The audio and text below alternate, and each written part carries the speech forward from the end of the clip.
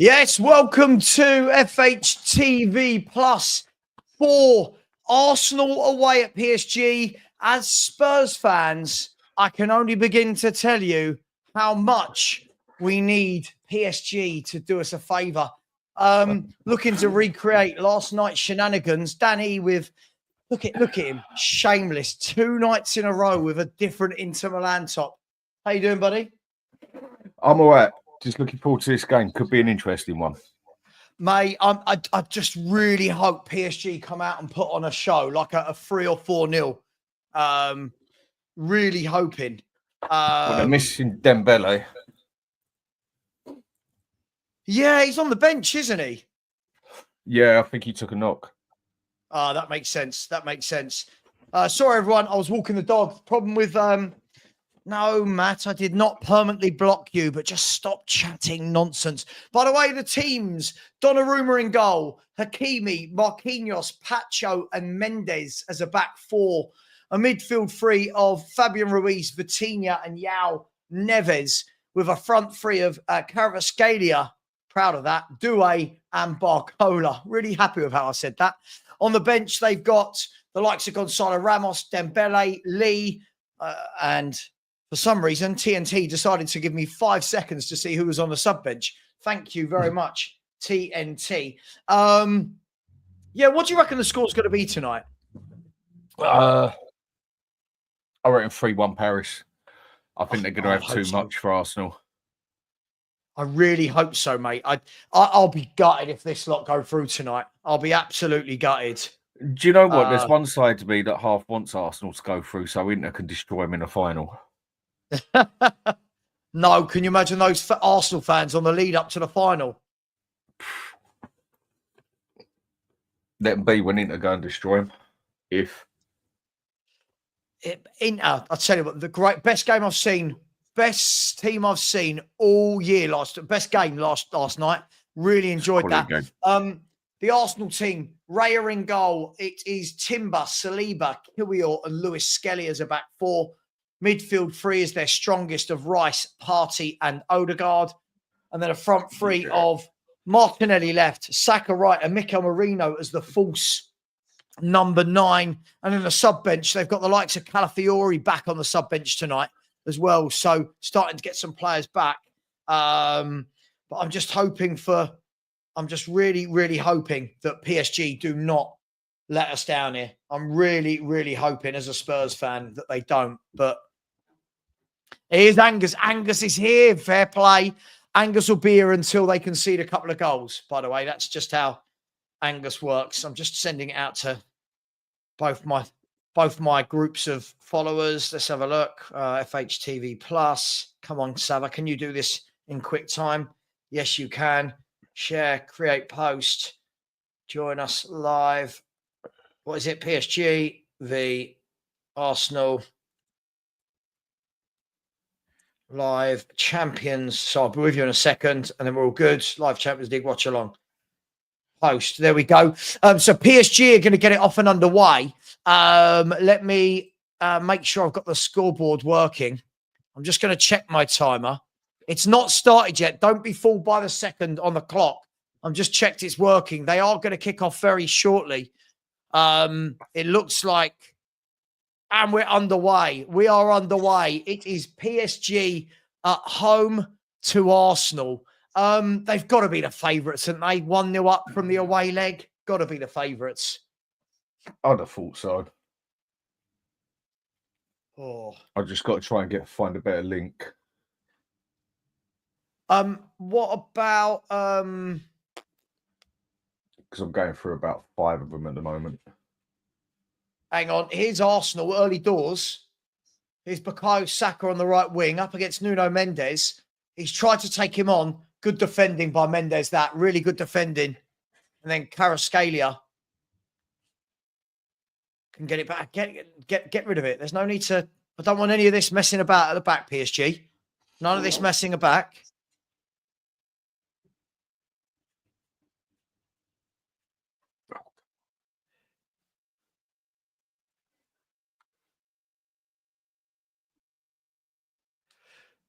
Right, let's get into the game. I was just trying to see if I could order some ice cream. I found a new ice cream that I really like. It's really, really pathetic that at my age, I'm looking around for ice cream. All right, everyone in the chat. Sorry, just I'm just getting all the stuff sorted, and then I will be with you for. You will have my full attention, everybody. Big up to each and every single one of you. Let's see what happens here. PSG normally take the sort of first 5 minutes, and then they do settle into their pattern of having a lot of the football. But again, a bit like tomorrow night, whoever gets the first goal tonight, it's going to be huge. It's going to be absolutely huge.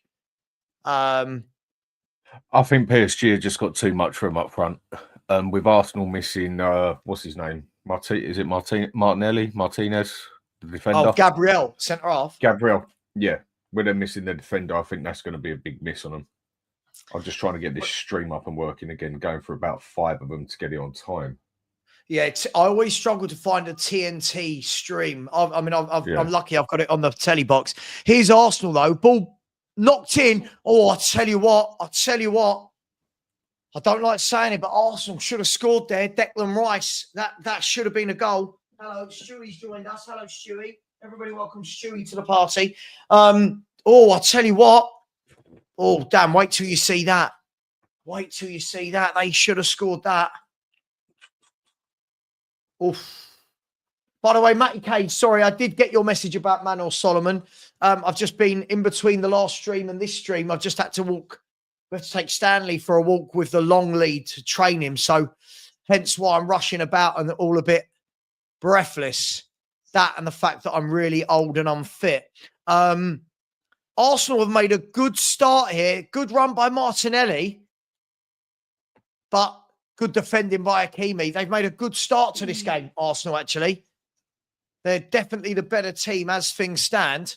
By the way, everyone in the chat, good evening to you all. Hope you are well. Come on, let's not play this game. Let's all smash the like button so I don't have to keep reminding you and you don't have to get bored of me reminding you.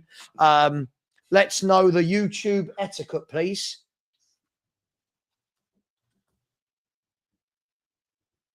I'll tell you what, Arsenal should have scored again.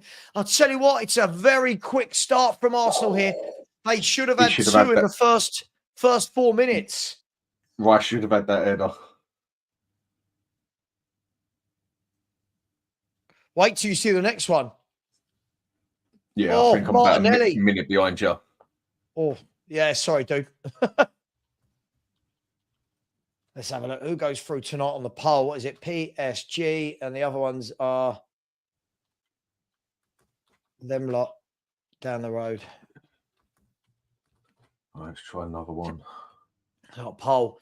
Yeah, a good start here for Arsenal. A good start. They're dominating this at the moment. Early doors, but they are. PSG have not been able to put their foot on this ball at all here tonight so far. Here's Saka. Dinks a ball across. It's gone all the way to Martinelli. I'll tell you what, PSG need to sort themselves out here. Ball whipped in, headed clear. Tell you what, PSG can't. They can't get out. Arsenal are first to everything.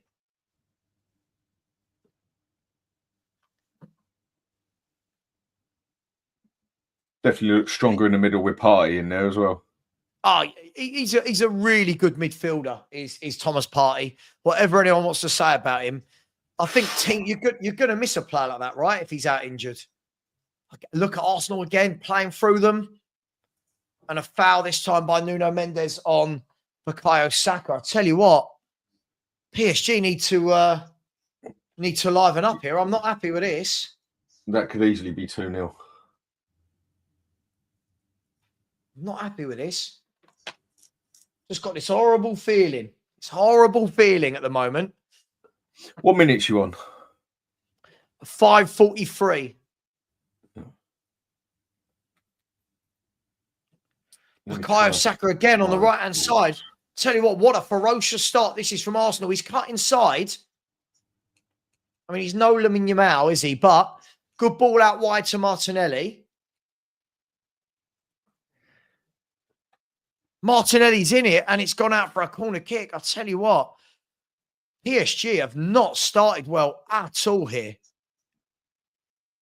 Big up, Chris. Said only 2 teams have reached the Champions League final after losing the first leg at home. Ajax, 95-96, and Tottenham, 18-19. Go on, Spurs. We're always setting the good records, aren't we, Chris? We're always setting the good records.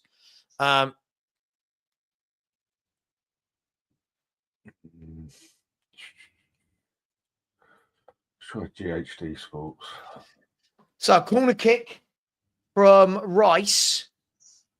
Isn't it on that on the Peacock thing? No. Peacock don't don't do do these Champions games? League. I've got about 10 apps on here I can watch it, but I'm about 2 minutes behind you on every single one of them. So I'm trying a few of them. Sorry, dude. So, throw-in for Arsenal. 7 minutes gone. Fair to say they've absolutely dominated this game. Only 7 minutes gone, but this has been a battering without a goal, if we're honest. The ball falls to the edge of the box. What a save that is. That is a world-class save.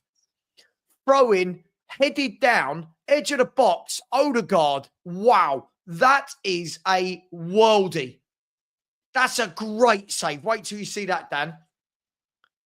Great save from Donnarumma, who's now got a little bit of, I think he's gone down injured, a little bit of play acting. I think this is a bit of experience to take a bit Slow of the sting game out down. of the game.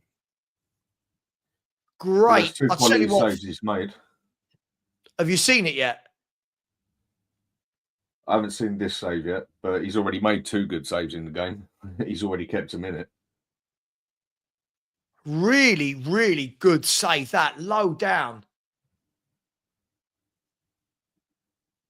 So the PSG sub goalkeeper is warming up.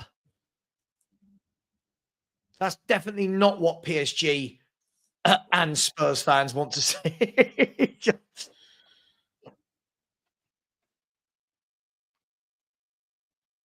I mean, that's the only thing when you're streaming it, you're always a minute or 2 behind. I know, man. Oh, good save. Yeah. Yeah. I thought it was Bottom flying left-hand in. corner. Bottom left-hand corner. He got to that.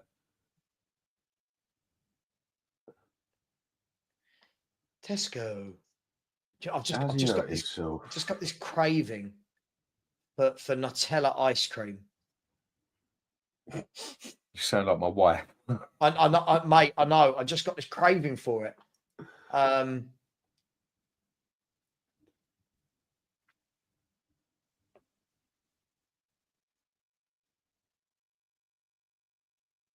just trying to see how he might have hurt himself. Corner kick from Arsenal, whipped in, headed away again. I'll tell you what, PSG, somebody in there needs to put their foot on this ball.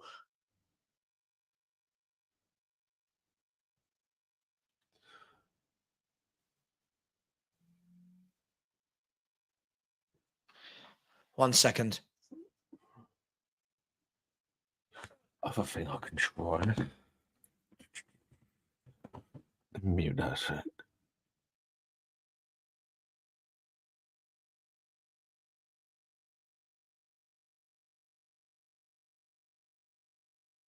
Sorry, just asking the wife. She wanted some ice cream. I'm gonna get that. Add one to basket. Damn right I am.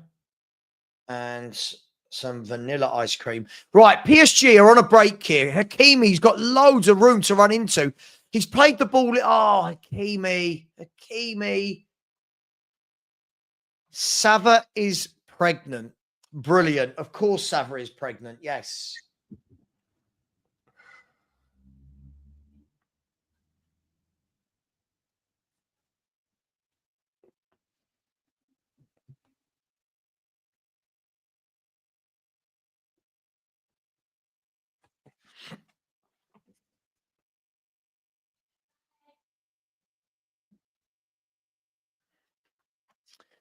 Tell you what, I'll tell you what, they're playing really well. Them lot down the road, aren't they? They really are.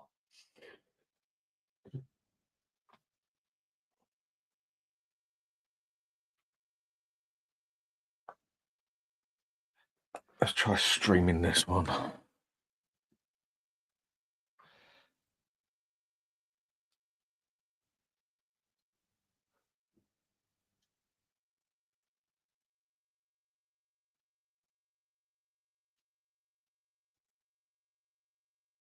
See, this is why I get the all the TNTs and Sky Sports and that. I just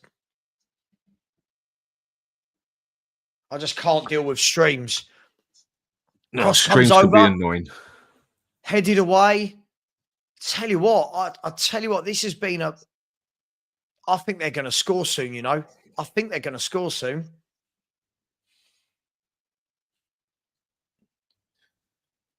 I mean, PSG just look open at the back from what I've been seeing here. Mate, they're just playing through them. They're just playing through them.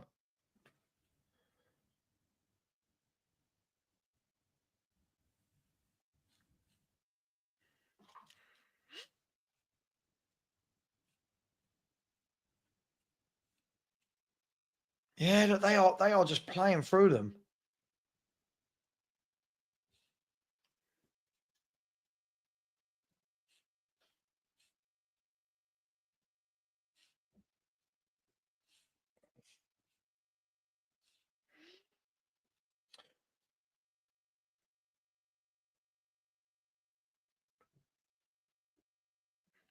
Again, look at this. Martinelli, wide open, left-hand side. This time Hakimi gets to him.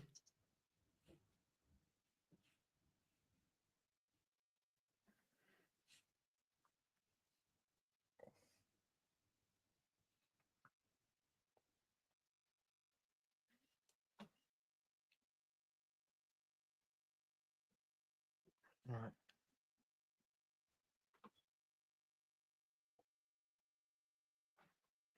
Okay. Corner in. Kick cleared away. I'll tell you what, they look all at sea. They look all at sea. I'll be honest, PSG, I've not seen them like this for a while.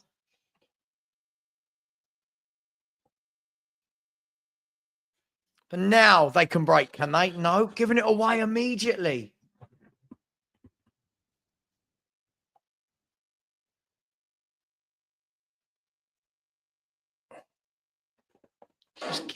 Just giving it away at every opportunity. Here's the ball out wide to Saka. But he can't get there this time, and it's going to be a goal kick. I'll tell you what, I would be absolutely livid if I was Luis Enrique. Arsenal have just ploughed into them so far. What I'm seeing on here. I mean, I'm only on like 13 minutes. Yeah, I'm only on 14-14. You're absolutely right. They're up for it, aren't they? That's absolutely Trevor Crook. They're absolutely up for it.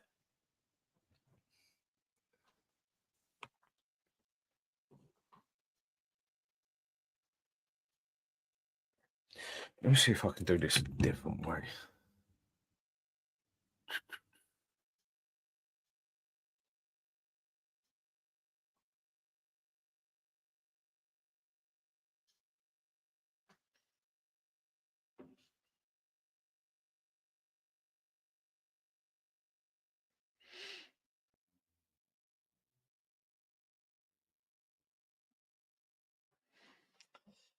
So, PSG, again, playing it out the back, giving it away. Here's Marino. Here's Odegaard again. They're going to score, I'm telling you. Given away this time. And now PSG, can they counter-attack? That's better. Here's Doué running through the middle. He's got Kvaratskhelia out on the... No, he should have gone out there. Should have gone out wide left. Should have gone out wide left. Big up to everyone. Smash that like button, people. Absolutely smash that like button. We've only got 39 likes. This is not the way we do it, people, is it here on FHTV or FHTV Plus? Come on, people. Let's not do this. They're definitely gettable at the moment, Angus, but you've got to score while you're on top.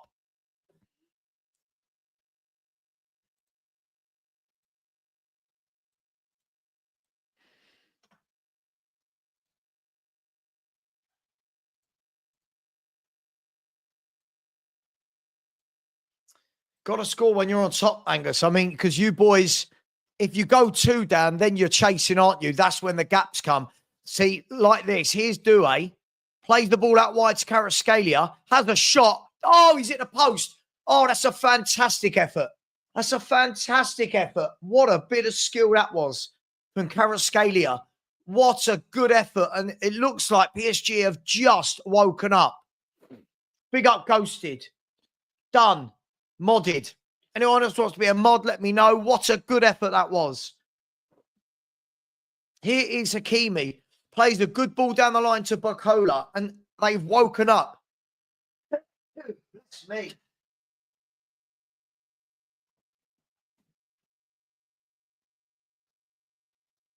Here's Marquinhos. Good to see, PSG. Good to see that they've finally decided they're going to wake up at home in a Champions League semi-final. And now it's all a bit calmer, just a little bit calmer. PSG, the ball over the top, but that's going to run out of play and is out for a goal kick to Arsenal. So this game is open. This game is open. It's been all Arsenal, but in the last minute, PSG with a really good chance to put the tie 2-0 in front. Raya, you see him diving. He realizes it's gone behind him and he's just watching as the ball hits the post. And now a free kick, this time for a foul by Nuno Mendes has been booked. Nuno Mendes has been booked.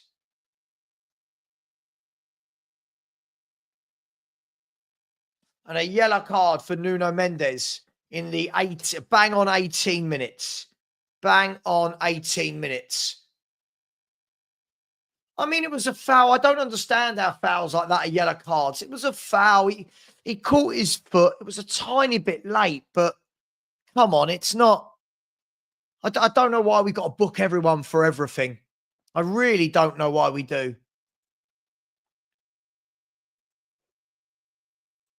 Anyway, the ball's gone out wide to Saka. Cuts inside, lays it back to Rice. Whips it in, cleared, only as far as Martinelli. Martinelli shot, cleared. Now PSG got the ball on the break. If Hakimi can get there, but I'll tell you what, really good defending. When we talk about our 18-year-olds, right? When we talk about our 18-year-olds, look at Lewis Skelly. Look at Lewis Skelly.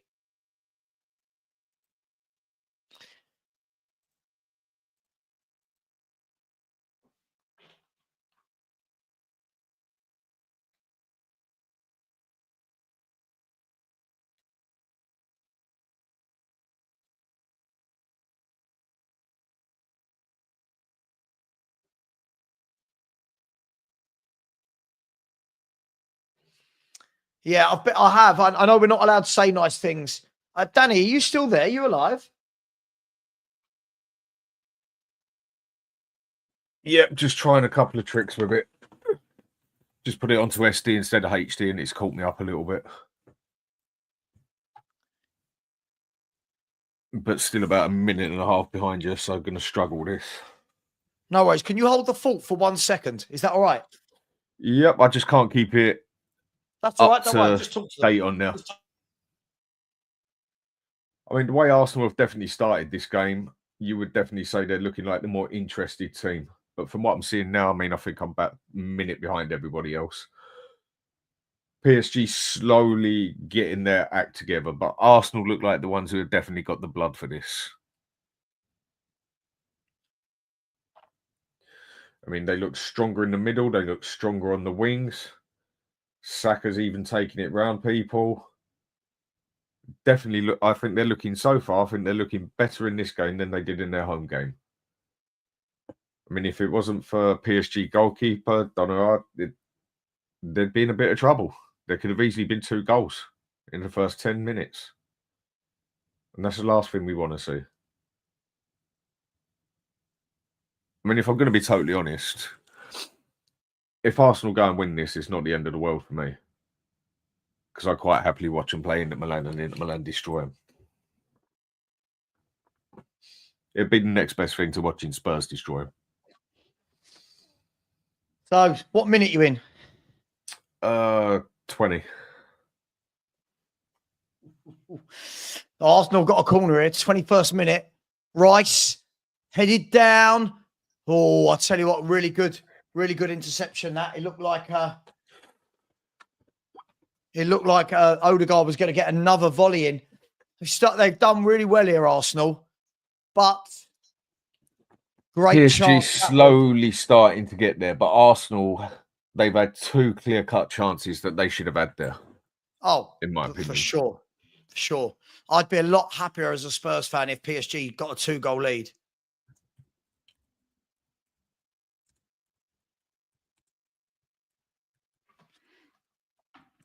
Yeah, Arsenal just hungry for this, aren't they? I mean, Partey and Rice in midfield are winning everything.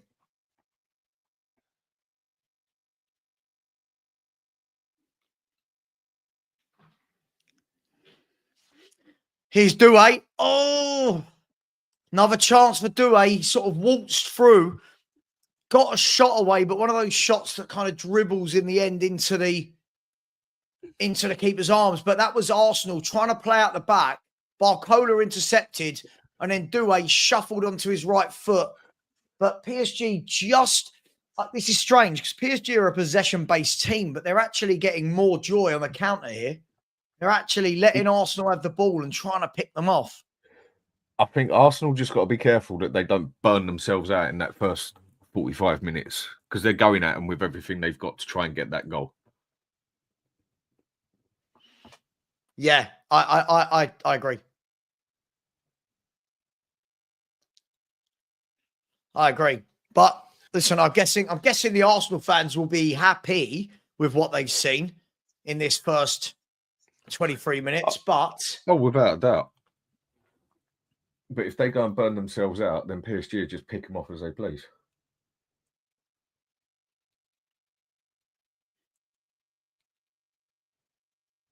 Good ball there by Timber, out wide to Martinelli.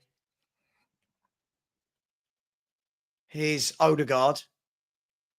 Back out wide to Luis Skelly, who's cross deep, went all the way to the back plate, didn't go out, and it's going to be a free kick for the push by Bukayo Saka. Yeah, it was a foul. Angus, how you feeling about your Arsenal? What about Arsenal? Just a juicy Spurs? How are we feeling, people? By the way, please smash that like button. We should be on 70, 75 likes, and we're not yet. In the poll, 20% of you think that lot down the road are going to win, go through, and 80% think Paris Saint-Germain. Do you fancy your Inter against either of these two teams? Easily. Yeah, easily. Love that confidence. Given away again. Inter have cleared it straight out to Luis Skelly, who held on to the ball for far too long. And now PSG again. This has been their best form of attack, the counter-attack. But that's brilliant work by Odegaard to win it back. Really good play by the captain. And then great tackle in midfield. I think it was Vitinha. Might have been Neves. And now Hakimi's got a chance to go forward.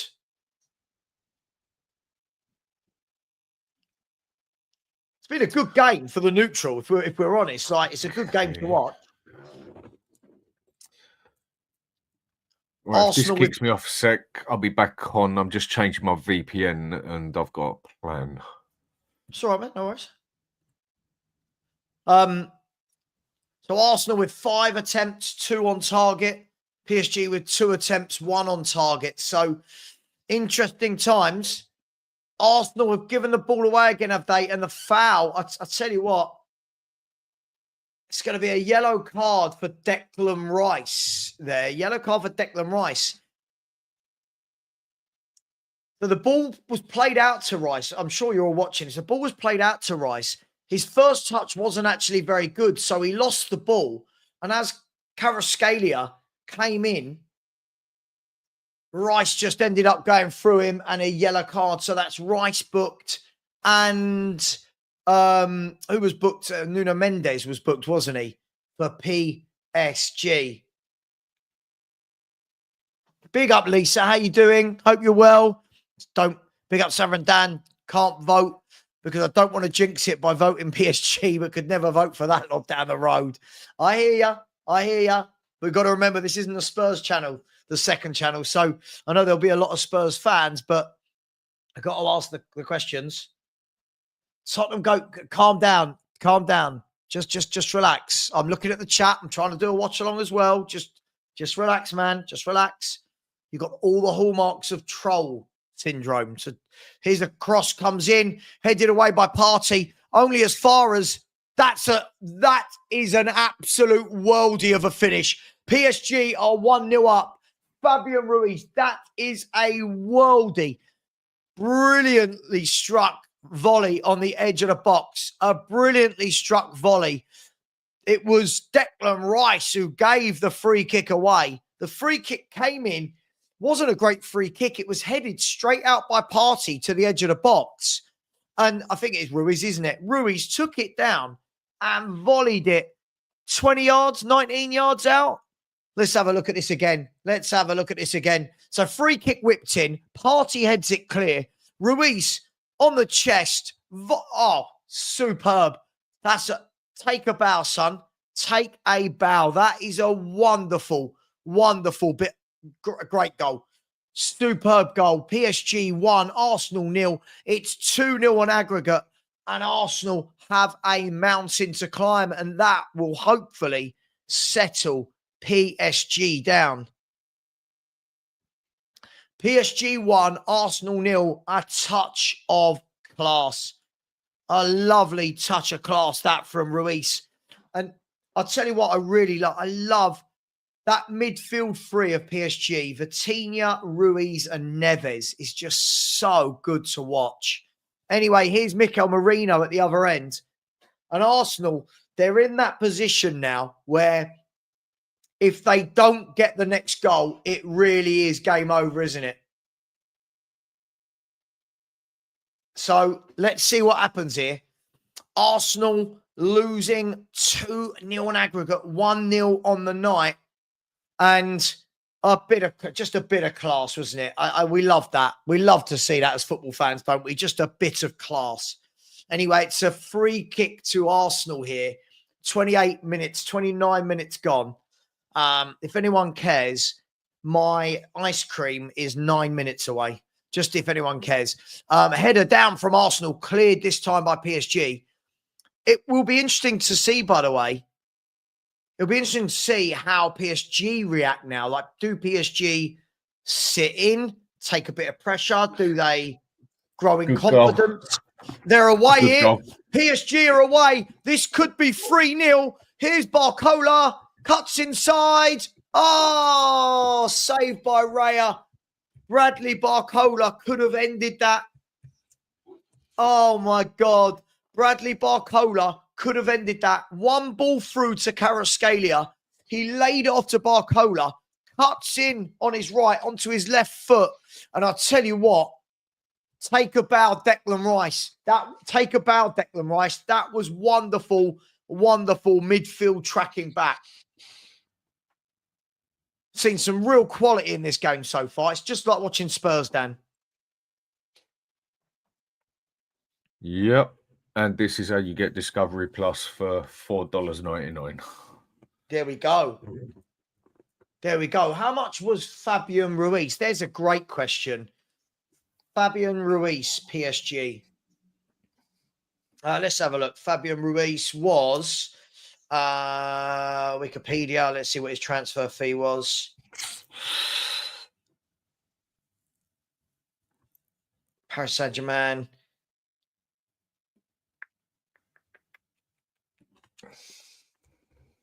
I don't know, actually. Fabian Ruiz joins PSG. According to Wikipedia, I don't know. I can't seem to get a price. If somebody could find that out, that would be amazing. Big up to each and every one of you in the chat. Please, as the channel grows, grow with us. Please smash that like button. The next target is 1,700. We're 21 away from that. So if you haven't pressed the subscribe button, please do. Let me see if I can find the link for you to subscribe. Of course I can. It's my channel. Be worrying if I couldn't. Here's the link. If anyone would like to subscribe, it is going to be pinned in the chat. What minute you on now, Dan? I'm just about to try and pay for the American Discovery Plus through PayPal. But on the TV, 31. Okay. But I'm on 31.40 right this second. Right, so I've pinned it for anyone who wants to subscribe. Please do help us grow. We'll have some fun watch-alongs.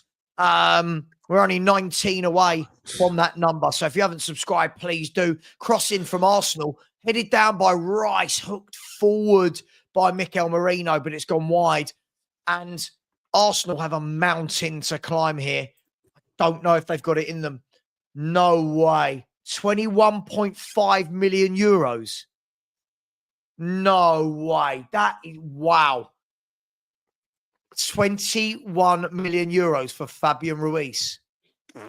I mean, you look at this. How can Discovery Plus be 30 quid in England and $5 in America? Mate. Don't. Crazy. Don't. Crazy. Don't. Let's just have a look, by the way, and check where my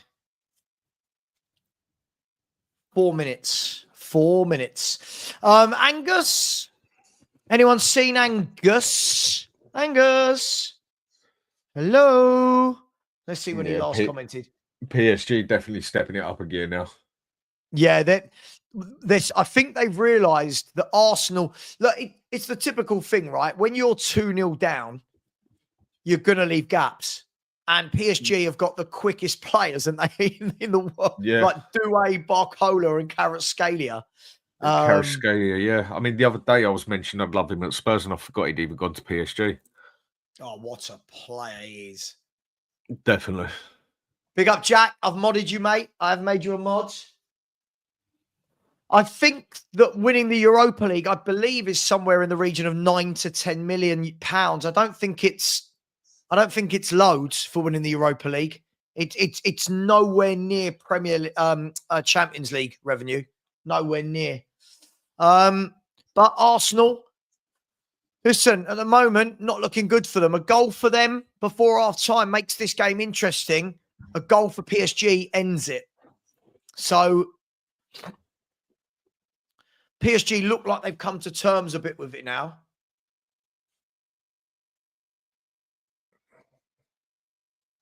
Yeah, 21 million euros for Ruiz, and we're paying like 40 million pounds for Archie Gray and 50 million for Brennan Johnson. It shows you how bad we are. It's like we do spend money.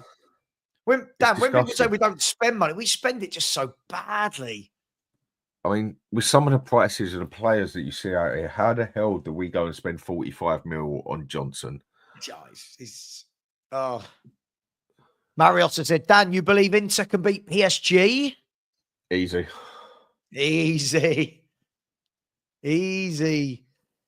Big up, Jack. Oh, wait, Jack started the super sticker game, which means that everyone who's in here has to put in a 99p super sticker. On your marks. Just kidding. I'm just joshing with you. The way to look at it is if Inter can deal with what Barcelona got coming at them, they can deal with PSG. Because Barcelona are not, PSG on attack are not on the same level as Barcelona. That's true. The only thing I would say about that is they're not as gung-ho either. But I do agree with you. I think Inter would be my favourite. Hang on, is Arsenal. Declan Rice crossing it, headed away. PSG look like they've kind of rallied here in terms of defensive solidarity, you know?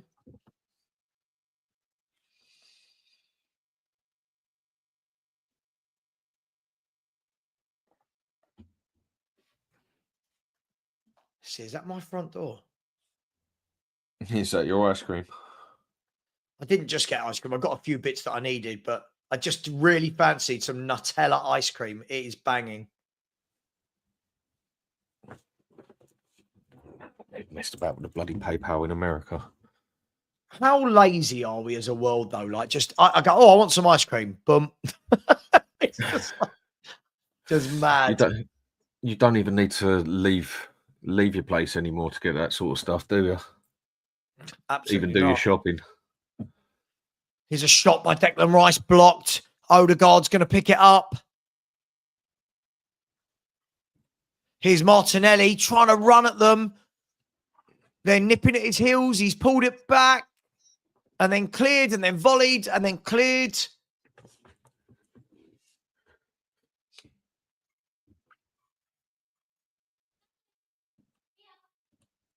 And now Hakimi can bring it away.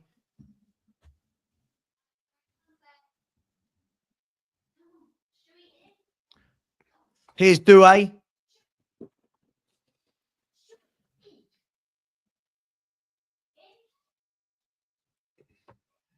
I mean, ball possession and passing has definitely been all on Arsenal's side. Hang on, mate. Hang on, they're through it. No, oof. Sorry, my dog was going mad because the Ring doorbell went. When the dog goes mad, the other dog reacts to that dog. It's just like mayhem. I can just hear it in the background.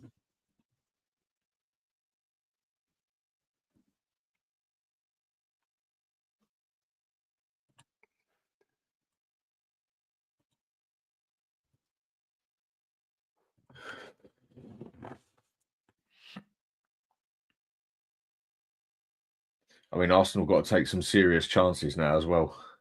If PSG play sensible, sit back a little bit, they'll catch them on a counter easy. Yeah, absolutely.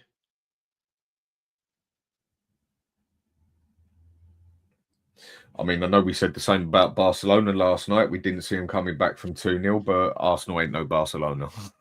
Yeah, absolutely. And I don't think they've got the force up front, to be honest. No, I don't either. Oh, God, I love it. I love it. Still in our WhatsApp groups just started an old Romero, is better than Saliba chat. I'm not having that. I'm not having that. I'm not having it at all. Is that a good ball? Saliba headed away.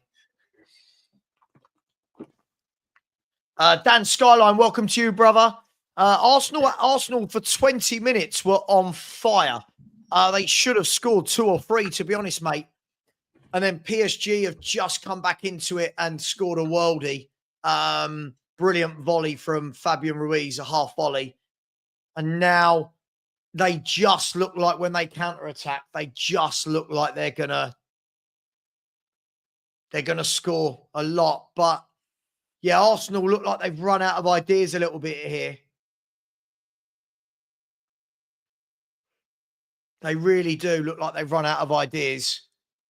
But still a long way to go.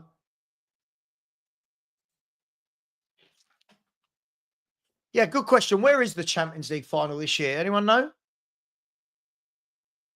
Munich, I think. Is it in Munich? Hang on. He's picked his pocket. Doué. Oh, the ball across. Oh, tell you what.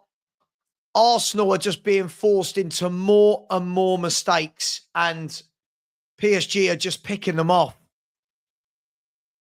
This time it was Skelly. He got caught. Yao Neves laid it off to Doué, who tried the cheeky back heel, and it just ended up running through to Timber, who got it clear.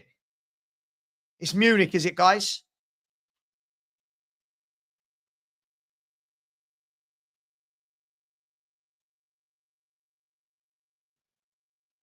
I think it is from what I heard. I'm pretty sure it's Munich. Yeah, I think most people have said it's Munich.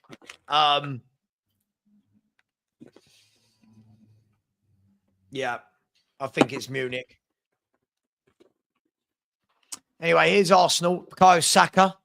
It's a strange scoreline, isn't it, when it's 2? Because 1 goal from Arsenal, we've got a great tie on. 1 goal for PSG, and we've got game over. So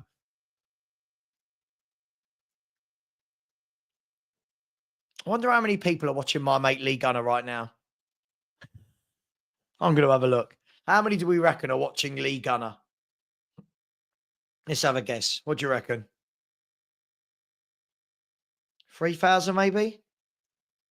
Jesus Christ. That boy must be rich. He's got 5.4K watching him on a watch-along. Fucking hell. 5.4K. He loves it. Here's Thomas Partey. Yeah, Arsenal right now, I feel like PSG have just got to grips with it. I don't think they did in the first 15 minutes. I don't think they were expecting maybe the fast start from Arsenal. Yeah. Oh. I think Arsenal went at it all guns, but to an extent, I think they've done a Spurs. Yeah. Went at just a better job of it to an extent. They went at it all guns blazing. Let's get that goal and let's have it with them. And it just didn't go right. And Paris Saint-Germain took what they had, was lucky not to concede. And then there you go. Did you see the goal? Yeah. Oh, it looks like it's actually taken a tiny bit of a deflection off Saliba. But I'm not taking it away from him. That was great. What centre-back would you choose if you could have any for Tottenham? Be realistic. If we had anything about us, if we get in the Champions League, then my number one contender out there is Guehi. But if we don't get Champions League, I can't see. I think he'd have much better offers everywhere else. So, I could see someone like Chelsea going for him. Yeah, I can, mate. Dan, do you know what I said the other day? I think there's going to be a massive dogfight for him. I think City are going to want to replace Stones. Newcastle are going to want to bolster. Chelsea, maybe United. I think a lot of teams are going to be after Mark Guehi because he's English as well, isn't he? So the homegrown quota. So you had another 30% on his price, didn't you? Yeah. If I couldn't get him, I really like Tomori. I know he rejected us in the January, but I like Tomori. I think he's a good player. Hang on, here's Arsenal. There's Saka. Ball across, this time cleared by PSG. PSG, they got a break on here. There's Ruiz. That's Hakimi. Hakimi, that's a great ball. That's a great ball out to Barcola, who's got him behind. Barcola lays it off.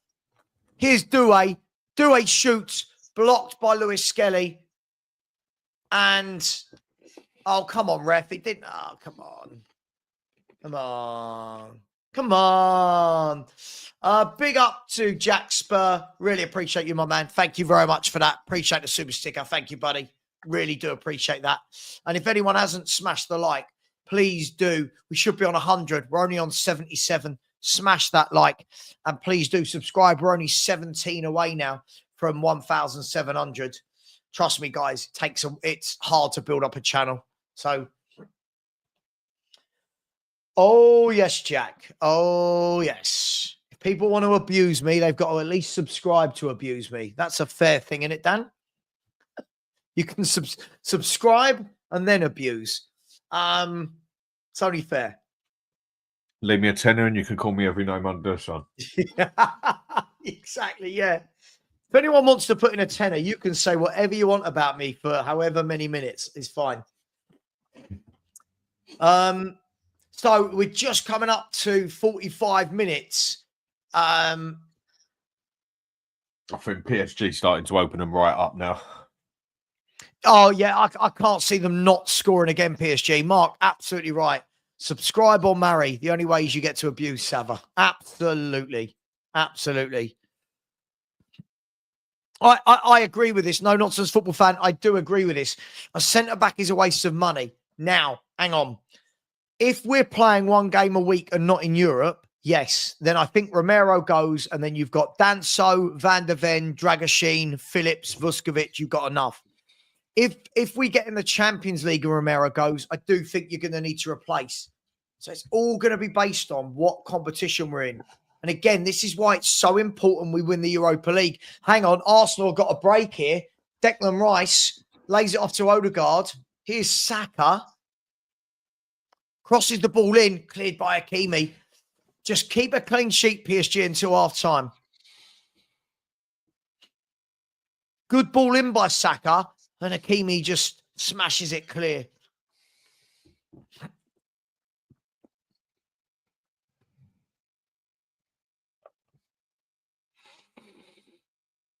Jack, I've got a TikTok account. I just hardly use it. I find TikTok like X. It's just a lot of horrible comments, no matter what content you put out. To be honest, I'm just a bit bored of it. If I'm honest, I've kind of come away from that big up. It's like I'm just living on YouTube these days. PSG have got 30 seconds to get into half time. 1-0 up in the game and 2-0 up in the tie. A second kills it for PSG, doesn't it? A second goal kills the tie. I'd say so. If PSG go and get another one in here, then I'd pretty much say it's game over. Then you could even see another one. Because then it's 3-0, then Arsenal have just got no other option except to just throw the book at them, basically. Yeah, absolutely. By the way, it is PSG 1, Arsenal 0, and it is half time. It is half time here in Paris. Guys and girls, 5, you know how we do it on this channel. 5 words to describe that first half. I'm sure I can imagine what a lot of the Spurs fans are going to say, but 5 words to describe that first half, people. Dan, if we're going to sum that up, Arsenal battered them for 20 minutes. Like, battered them. Couldn't get the goal. Bit of quality. And now I think PSG are in control for me. Is that fair? Is that? I'd say Arsenal weren't clinical. Simple as that. They had 3 chances, I think, that they could have put in the back of that net, or at least 2 of those 3 chances, and it just didn't go their way. And again, like with Inter last night, that's what happens when you got a very, very good goalkeeper. Yeah. PSG's keeper did save their arse. But I think Arsenal went out there too heavy at first. All guns blazing, and I think they burnt themselves out after about 30 minutes and it slowed down. They conceded the goal, and then you can see the heads go down a bit. I think they went about this the wrong way. Yeah, I think it's difficult. I get what they tried to do, but it didn't pay off, right? That's the risk you take. If you're going to be that wide open, you're going to get caught. For me, I mean, not that I care if Arsenal go out, but for me, I think you've got to sit in for the first 20 minutes. You know, just try and keep the game even and then try and grab a goal. But they didn't. They flew out the blocks. To be fair, if one of those chances goes in, you're sitting there going, "Oh, I got it right." So, same with anything in football. Lots of hindsight and revisionism. But Avi, big up, my man. How you doing, Avi? Look at the size of Avi's guns. Look at Jesus, man. Look at Avi's guns. Good Lord, Avi. Eat a burger. Have a curry, mate. Trevor Cook said so much better than Spurs. Yeah, I mean, look, I think what we're seeing here, I think what we've seen over the last couple of nights, even in the quarterfinals of the Champions League, we've seen the level of teams that play. And this is what we've got to aspire to. That's what Levy and whoever the new manager and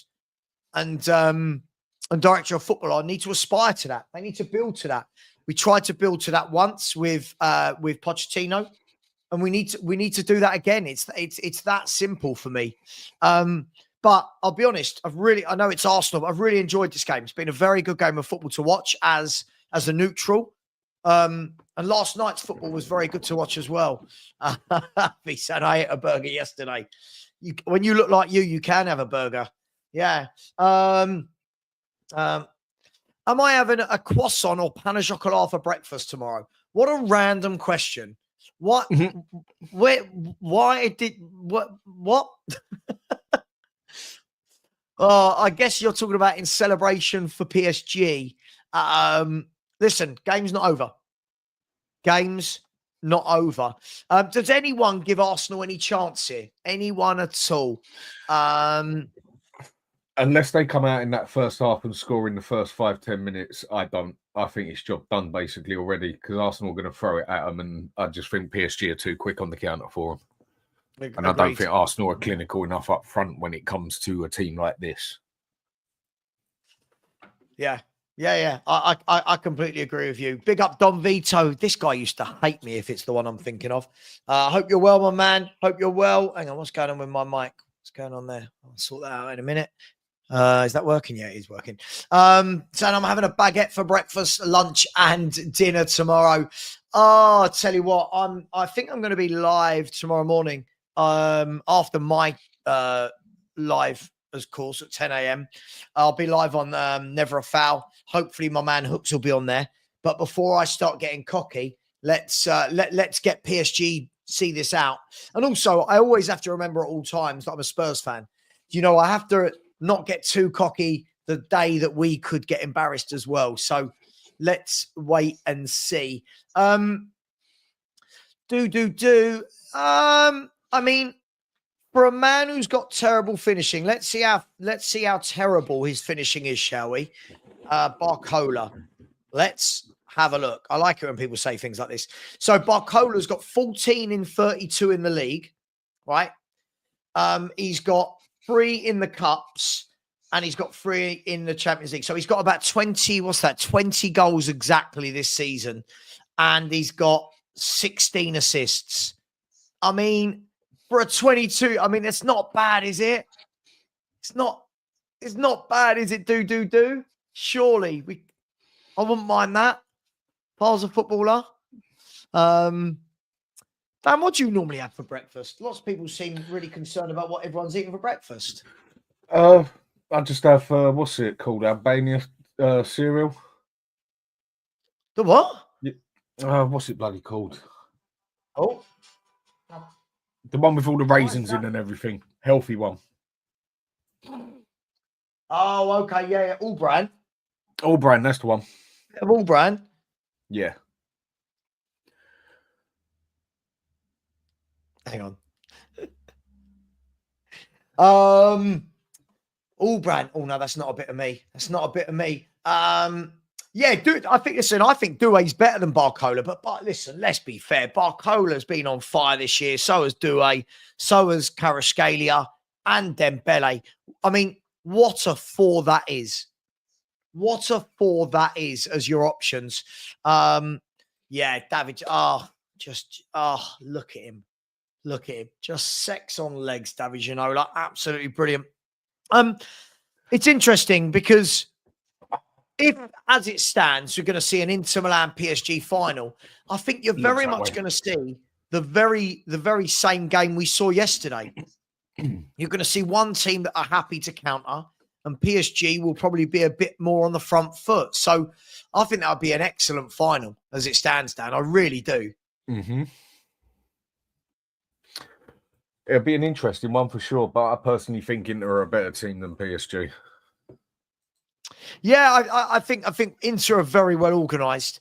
PSG for me are PSG. How would sum PSG up? First of all, I think PSG have got a wonderful midfield. I think they've got a wonderful midfield. When they start getting control of the game, all 3 of them can pick a pass. All 3 of them can slow the tempo down. And Matt, if you're going to start trolling, is Doué attainable? Oh my gosh, he's got to be trolling me at this stage, ain't he, Dan? He's got to be trolling me at this stage. Surely. You know when you say to people, "Oh, why am I blocked? I'm not a troll." What do you mean? Is Doué obtainable? First of all, he rejected us in the summer. Second of all, he's playing for PSG, who are about to be to a Champions League final. And apparently the other day I saw that Real Madrid were after him. I don't know how true that is, but apparently Real Madrid were after him. No one wants Arsenal with their Stoke City tactics in the final. Oh, dearie me. I mean, they were unlucky not to get a goal in the first 10 minutes, but that's what happens when you're not clinical enough. Hang on. Yeah, Kaz from Never a Foul's just messaged me. Yeah, we're good for tomorrow. Yeah. Said I'm here for hooks. I'm here for hooks. Love it. 1 second, 6 p.m.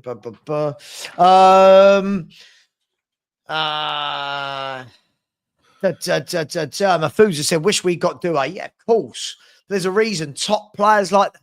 I've tried explaining this to Spurs fans for a long time. Top players like that, top young players like that, don't join clubs like Tottenham. They just don't. They are sort of. Listen, the moment PSG are in, the moment Real Madrid are in, the moment Man City are in, the rest of us do have to kind of take our place in line, don't we? Yeah. You basically know what you can and can't get at your club.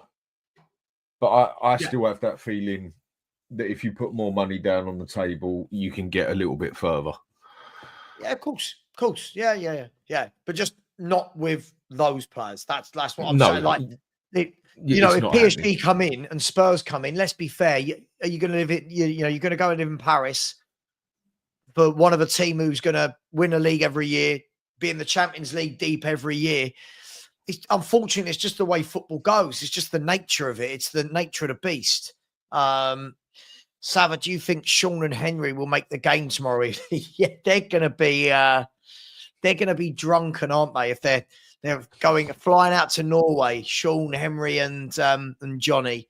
Good luck to Norway on that one. That's going to be cold. My mate Matt, you do realise Arsenal are a big football club. We might hate them because they're Arsenal, but Arsenal are a big football club, right? Big football club. You're just dismissing them there like they're not a big pull. They're a big pull. Got to learn the football chain, my friend. You've got to. Someone like a Declan Rice, that's where you've got to pick him up before he gets to the level he was at and starts getting £100 million, right? And bloody good point, Brett. Bloody good point. How do you know how the conversation... What we never know is what the conversation is. For example, he might have had a conversation with Pep. He said, I want to play every minute of every game. So I don't do that. I rotate. Do you know what I mean? The only ones who play every game are Haaland and Rodri. Do you know what I mean? Like, everyone else rotates. So we don't know the conversation. Well, that's half the problem we've had with this season, isn't it? And Ange didn't rotate nothing. He burnt out a few of the players. And then he comes to the point where he had no option but to start bringing on some of the players that he wouldn't usually play.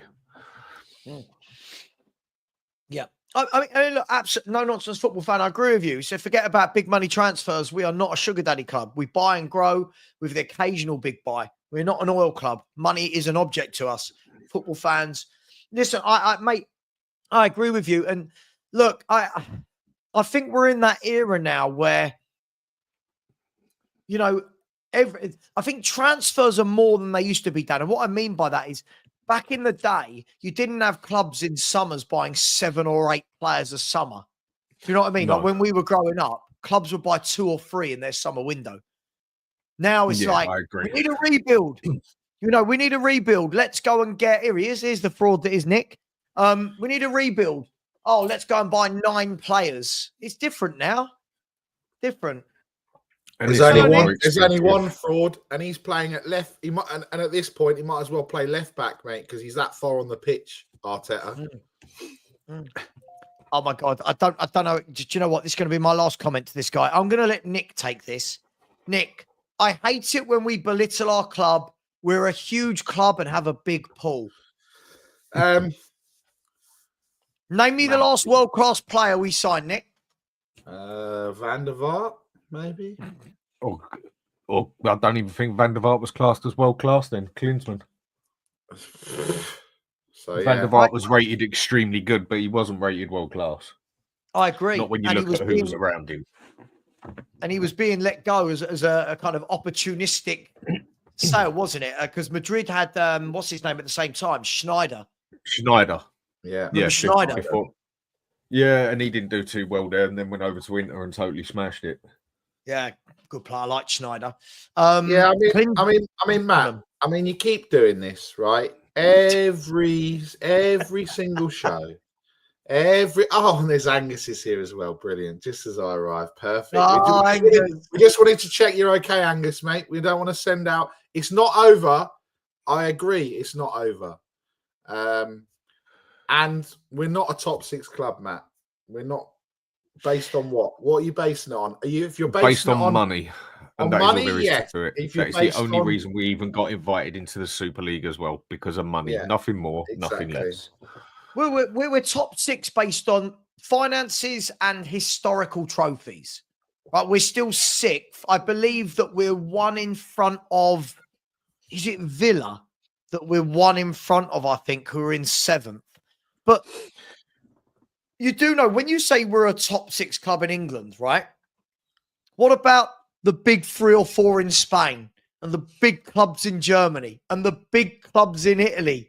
I mean, they're farmers leagues. They're farmers leagues. So remember that. Yeah. The thing is, Nick, when people say to me, "I'm putting Spurs down," cool. All right, let's see us go and buy a world-class player. These people keep telling me we can do it. I haven't seen it. We created Bale to be a world-class player. Or we developed Bale. We developed Modric, right? We developed Kane. We don't buy them world-class. No. This is why I get so fed up. Me being honest gets misconstrued as, oh, you're belittling Spurs. No, I'm just not dumb. I'm just not stupid. And to answer the questions, I got up okay this morning at 3:00. I'm still here, obviously. It was a lovely drive down to Brighton. The seafront was glorious in the sunshine. The traffic was not so glorious. And the barbecue has been used. It's now no longer behind me. It's actually outside. So yeah, it's been used as well. We thought it might have been stolen. No. I don't live in like areas like you, Savva. You know, it's a bit rough. South London. By cussing me, you're having a pop at Dan. He's only 10 minutes down the road from me. Oh, well, I was talking about your area. London. 10 minutes is a different, Savva. I don't know about Dan's area. Just because don't try and bring Dan into it because he's 10 Hang on, it's rougher where Dan lives than when. Hang on, where are you, Dan? Southeast London, close to Bexley Heath. Yeah, no, I know you're southeast. I'm southeast. Yeah. Okay, yeah, I know. Yeah, okay, yeah. Yeah. We live in lovely parts. By the way, the game has kicked off. I just can't do these silly conversations where people think that we should be signing world-class players. Like, it's just so mad. It's just mad. I know, look, if we get through tomorrow, which we should, if we miraculously somehow win that trophy, then I'm sure Savva will say, like he said all along, that he will give credit where credit is due. But that does not write off the shit show that we've had for 18 months. So I think what we've got to realise with football clubs as well, I always talk about the football food chain. There is. It's the same as anything in life. We've all got this food chain in our lines of work. That if anyone offers us X, Y, Z, we go, cool, I'm going there. Cool, I'm going. There's a food chain. There is. And for me, do you know when we could have signed world-class players? Was when we were finishing 2nd and 3rd under Poch and we had prime Kane, prime Dembele, prime Alderweireld. That's when you can go to world-class players and go, do you want to join us? Look what we're doing. Look at the players we've got. Can't go to world-class players right now and go, hello, mate, do you fancy coming to play with Brennan Johnson, Solanke, Archie Gray, and do you know what I mean? You can't do that. It's just unbelievable. And then I get made out to be a bad fan for saying it. Just go and get Morgan Rogers. Yeah. Is Doué attainable? Yeah, sure. He wants to leave PSG to come here. What about Inzaghi? Yeah, just leave the Champions League finalists. Yeah, go on, get him in as well. He's a manager I'd love to have here, but that's not going to happen. Oh, mate. Yeah, by the way, I'll post Barry's address towards the end of the show. Plus, Ben's going to be there and he can talk to us all. We can maybe put a PowerPoint presentation about the V.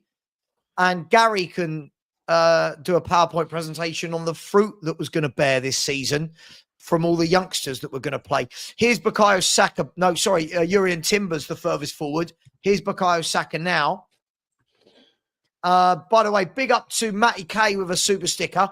Matty K, I told you, you got to save these super stickers for the fund to go towards, who was it you said we should buy from Bayern Munich?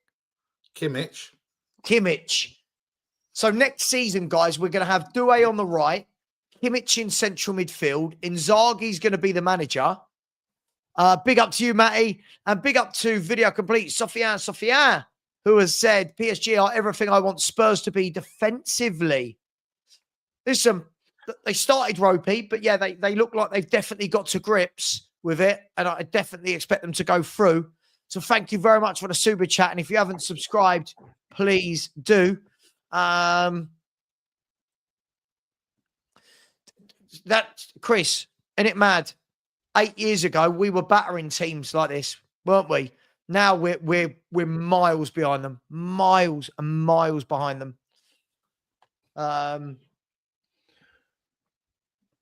Did Club Brugge win their playoff? Oh yeah, that guy as well. What's his name? What's that guy's name that always calls up? Talking about Club Rico. Brugge. Oh, Caesar. Caesar, yeah. Oh, bless him.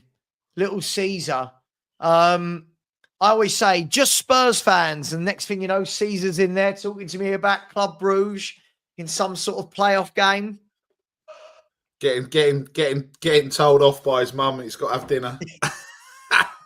I love it when his mum comes in and you see him panic and turn the camera off. It's looked like his mum's caught him with his trousers around his ankles. Yeah. Love it. I'd be worried if he had his. What minute are you on? I'm on 49.55. Nice, I'm miles behind. What's going on here? Yeah, you're a minute ahead of me.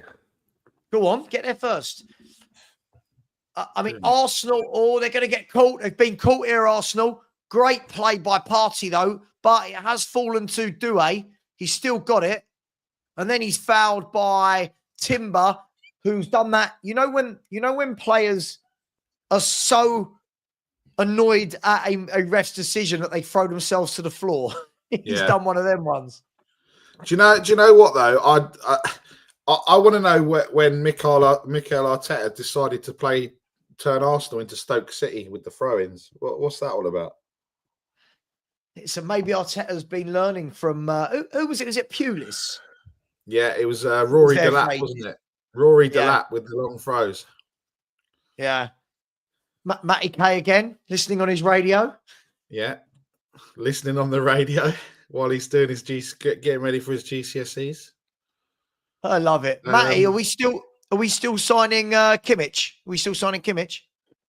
Yeah, that guy at Tamworth too. Yeah, that guy at Tamworth can deliver a throw. No, look, I'll tell you one thing though. We've said it. We've said it on numerous Champions League streams that we've done throughout the season. This new format has encouraged teams to just keep on attacking. I've not seen any game really where it's kind of just petered out. They've all been. I mean, the game last night and the week before, I genuinely think that's the best game of football I've ever seen over 2 legs. Those 2 games. Oh, what have we got there, little chicken? What have we got? We've got Iceland's finest, butter chicken and pilau rice. Iceland's finest. What? I had to go to Iceland because they were the only place I could find on Uber Eats that sold Nutella ice cream. Nutella ice cream, is that a thing? Mate, do not knock it, Nick. I'm not going to knock it. I'm not going to try it either because I'll put weight back on. Have you? I've put about a stone back on, yeah. But I did lose 6, so what can you say? And I'm doing it properly. I'm doing it properly, unlike some people. I'm about 17, 18 pounds down, I think. Yeah. What about in your pocket? Oh dear. Angus, you all right, mate? Again. See, but PSG are happy to let Arsenal have the ball, and then they're just catching them. And every time they catch them, they look like they're going to score. Sorry if me eating offends anyone, but welcome to my channel. This is what we do. They're away here. Oh, do I? Got to do better than that, mate. I've just got this feeling Arsenal are going to grab one, you know, and make this interesting. It's interesting. I don't know. I don't know. Oh, this is quite good. Well done, Iceland. I don't normally get anything from Iceland, to be honest. Well, that's most of it's all frozen, isn't it? I don't know. As I said, I don't get anything from there. I don't know. Oh, that's got yeah. I mean, normally you're at Waitrose or M&S. Yeah, that's the type of person we're you are. definitely not.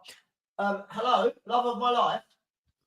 We're definitely not Waitrose and M&S people, are we? I wish. Contrary to belief, Nick, YouTube doesn't pay millions like some people think it does. Hang on, So, here's PSG. Get the ball right, Barcola. Vitinha. Oh, wasted. Wasted. So do you think this offside proposal to daylight will come in? I don't know what you're talking about.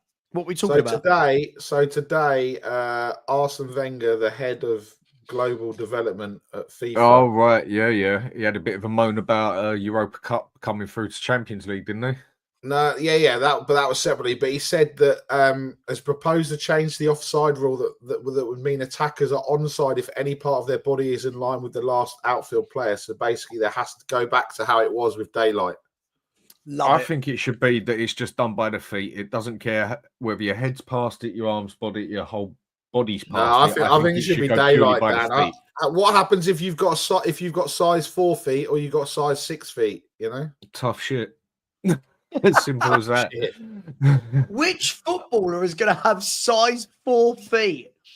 I don't know, but I'm gonna ask which footballer has size 4. What size are you, Barry? I bet you're a 10, aren't you? 12. Oh, shut up. Are you a 12? Yeah. You got clown feet? Yeah. Sounds like it. Size 12. Dan, are you normal? Have you got normal feet? 8. 8? That's tiny, isn't it? What do you mean? Why? What's normal feet? What are you talking about? Normal feet? Normal is my size. Every time you ask the shop if they've got it in my size, it's sorry, we've got an 8 or a 10, never 9. Oh, he's dancing. He's still. That was magnificent. Was that Vitinha? What a good player he is. What a good player he is. So here's a question for you guys. Yeah. Forget that we're Spurs fans.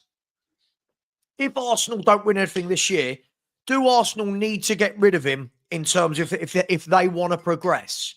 Yes. 100%. Yeah? And who do you think they would go for? He's basically another Poch. He can take them so near yet so far. I mean, Arteta has proved a lot of us wrong. I think he's a good manager. He's earned a bit of dues, but I think he's another Poch manager. They got very similar records, by the way, in their 5 years at respective clubs. João Moutinho from Wolves has the smallest feet, 5.5. Just in case that comes out in a question. Maddison is 6.5. Harry Maguire, size 13. By the way, Chris in the chat has just sent me this, right? He's got a point. If that daylight rule came in, can you see that? It would mean that would be onside. Yeah, that's brilliant. That is. No, that's a bit mad, isn't it? That's like. But is it? No, surely that's not onside. That would be onside. Chris, you're in the chat. You're a qualified FIFA ref as well. That would be counted as onside, right? He said this would be onside with daylight offside. Ridiculous. Yeah, I agree with that. I do think that's just a little bit too much, isn't it? Because Now we're going back to the days of Gary Lineker just hanging around on the goal Yeah, line. but daylight surely is. I mean, it can't be like a foot, can it? Surely. Explain the daylight rule. Literally, Well, when you wake up in the morning, it's light. No, I'm only joking, Alex. I'm only joking. Alex, I'm really sorry. Nick does think he's funny. I once spent 24 hours with Nick going to Liverpool, and he told a lot of jokes that weren't jokes. He's not very funny, but he's a nice guy, aren't you, Nick?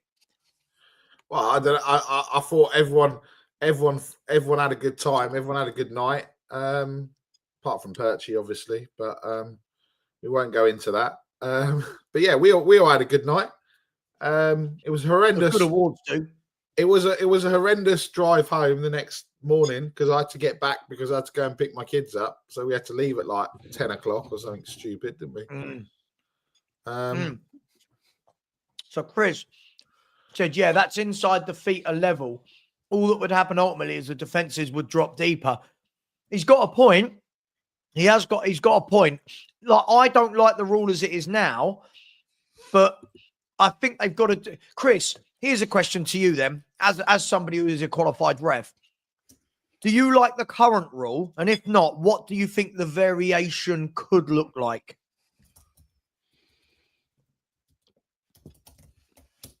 Yeah, they just think if you do daylight, then that's going to get more goals, and that's not really, It will, but I do think that example just shown there would be utterly ridiculous if that was not offside. Yeah, that's why I reckon they should go with just the feet. Go by the end of the toe, because I don't agree with it when like a player's nose is offline or something like that.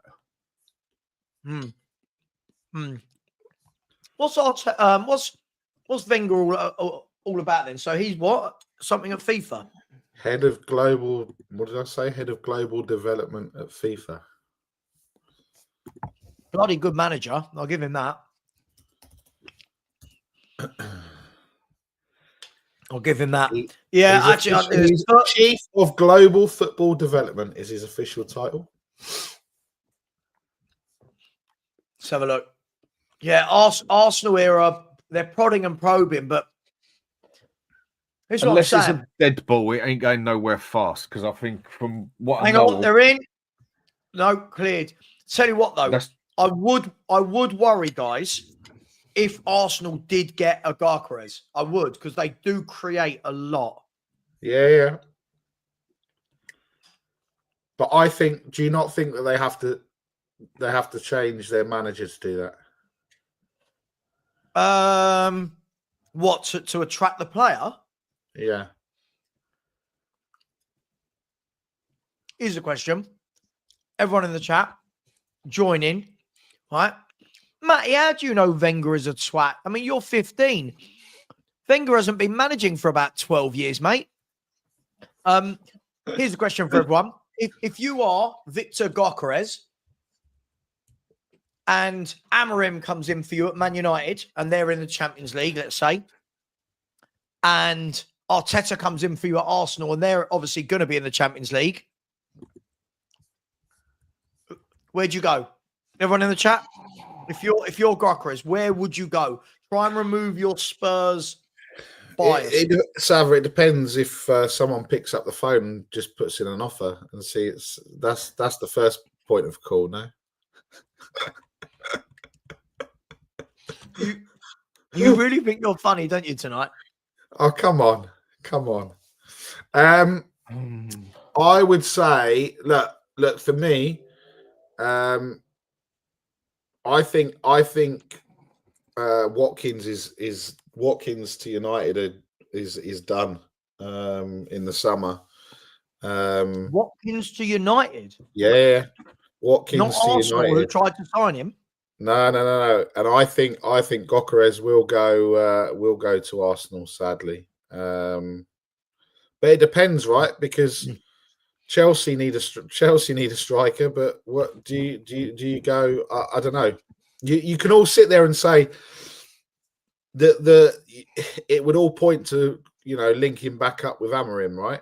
Right. That's why I said it. Yeah, that's you why could probably sit there because Porro was there as well, right? before? Was Porro there? Yes. When he was there? Hang on. They're in it. No, they're not.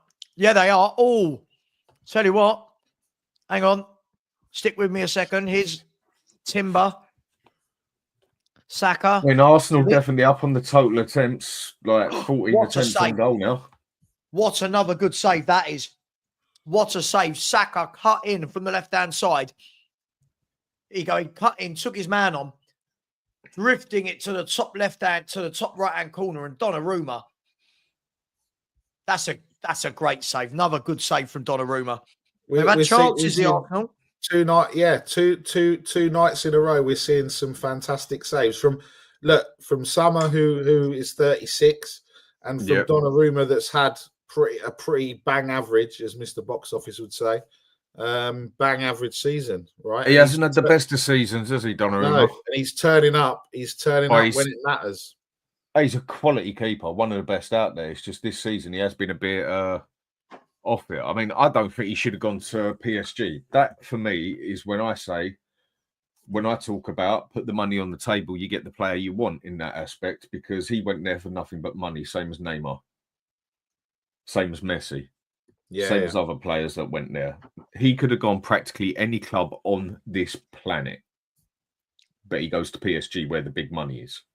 Yeah, but again, when we're talking PSG, we're talking big money. We're talking different levels of money, aren't we? Oh, totally. But then people talk to me about players' pride and everything, and most players play for the game and everything, which I think is complete BS. I think is a bit more 50-50 than people realise.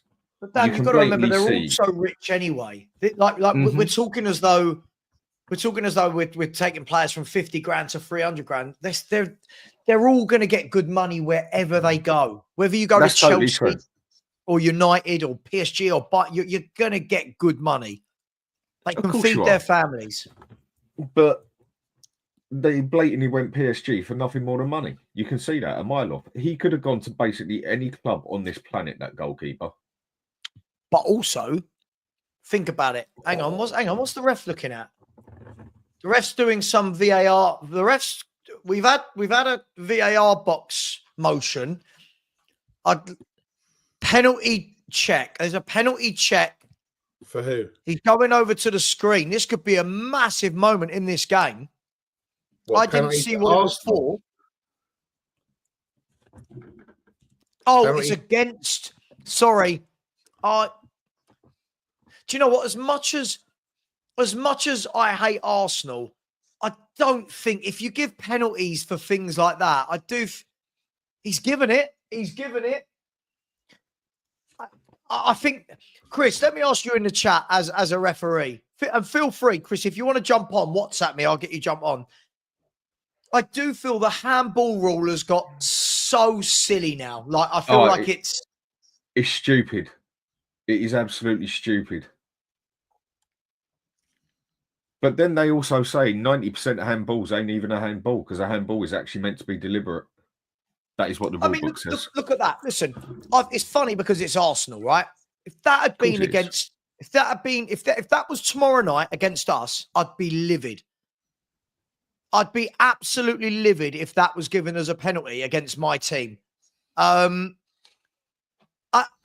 people are saying stonewall penalty, I don't know what are these players meant to do with their arms.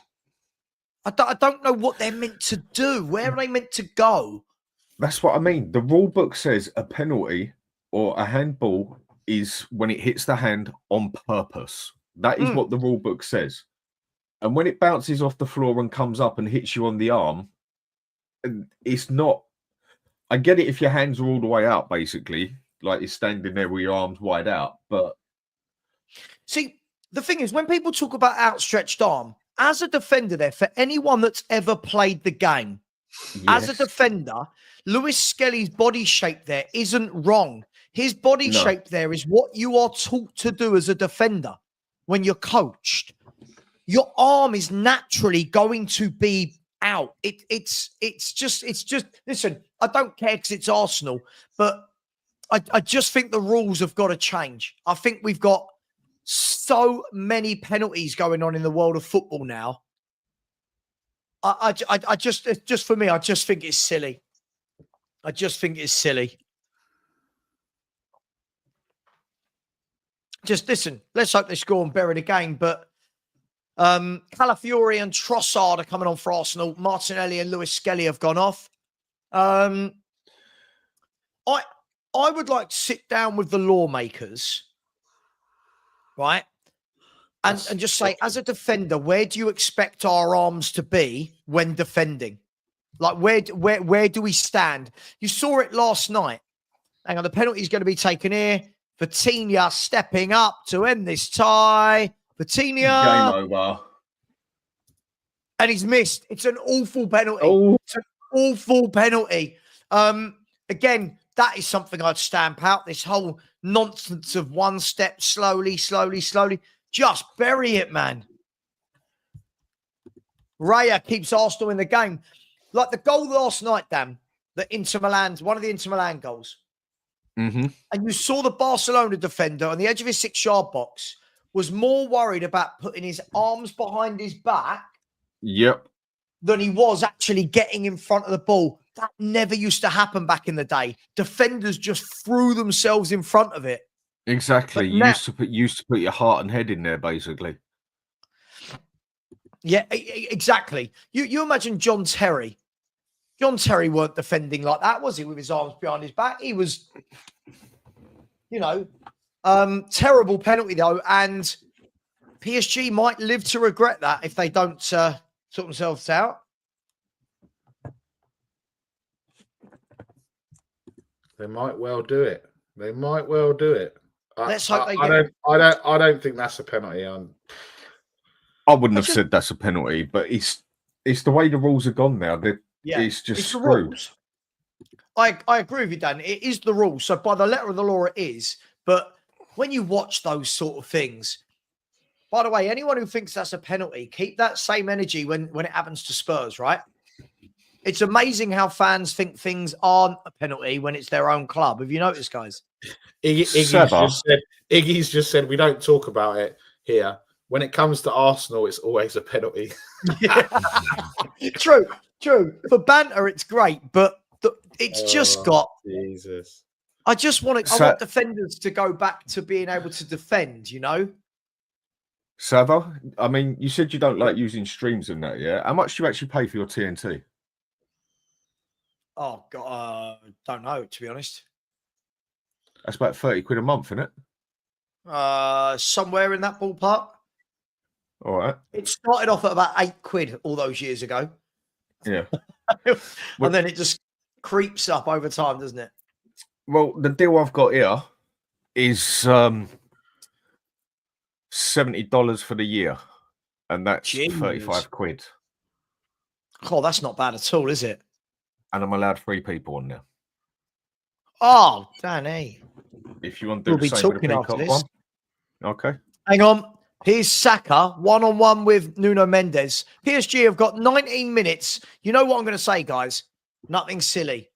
Nothing silly. Let's see how many times I say that tomorrow night about Spurs. Nothing silly. What channel are we on tomorrow night? TNT 3 or something, I think. Good.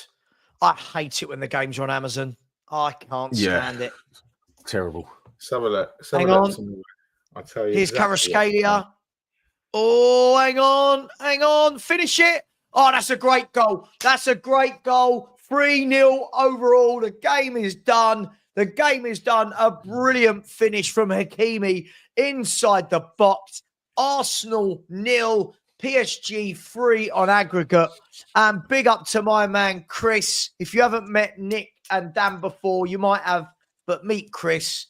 Our resident referee. It's like, when that ref's in the studio for Gillette Soccer Saturday, what's his name? Mike Riley. Mike Dean. But Chris, Dean. You've got a bit more charisma and personality than Mike Dean. I'll give you that. I don't know about that. Chris, these handball rules, right? Aren't we getting to the stage where now everything's just a penalty? Like, from your point of view as a qualified ref, isn't it a bit much? What you've got with handball is it's applied differently, which isn't ideal, right? So you don't get that in the Premier League. There's much more tolerance in England for handball offences, whereas in the European leagues and in European competition, it is almost pretty much like that. It is almost any handball pretty much is a penalty. There've been some ridiculous ones. I don't know if you remember a year or two ago, PSG, and it was a United got given a penalty right at the end. Handball, Yes. and it was like behind his back. Like, Yeah. absolutely ridiculous. But this is what happens in European competition. I did kind of expect them to be given, whereas I wouldn't expect it to be given in the Premier League, which is a bit silly, but that's the way it is. But Chris, you're of age, should I say? You're of age where you remember that defenders used to be able to throw their bodies in front of the ball. Defenders used to be able to be side on. Now defenders do this when they defend, Chris. And as a defender, you're off balance if you defend with. Surely there's got to be some sort of middle ground to this, right? Isn't there, like a bit of give or take? Yeah, you know what's happened over the years? It's not just with handball either, but you go back years ago and the laws were a bit less specific, which meant there's more room for the referees to interpret things. So the handball law used just to be whether was it intentional, that was just it.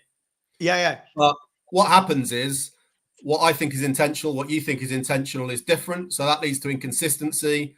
And over the last 20, 30 years, football as a whole doesn't stand for that anymore. Like you watch old football, right? Everyone just gets on with it and go, the ref gives it or the ref doesn't give it. Now everything's overanalyzed and everything, inconsistency, etc.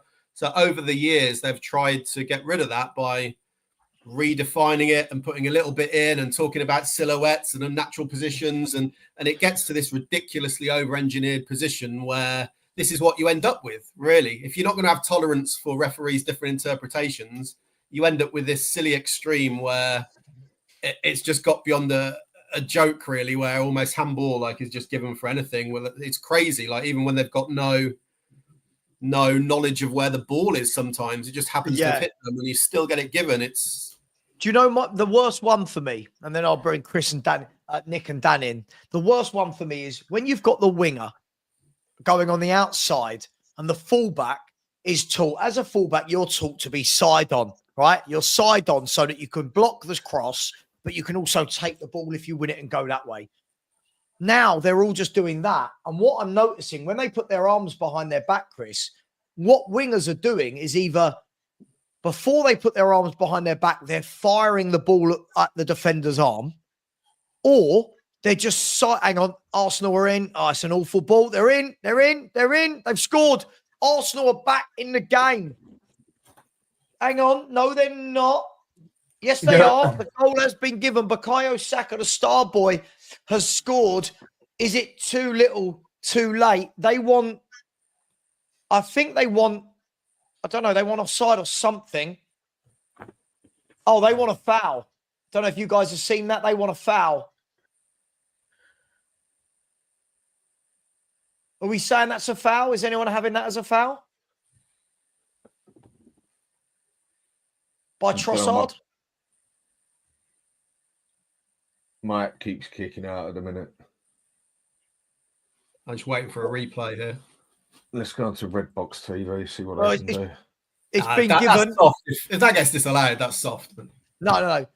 So yeah. Or the other thing I'm noticing, Chris, is wingers are waiting for the defender to put their arms behind their back. Naturally, you're now off balance, and then they just keep running and whip a ball in.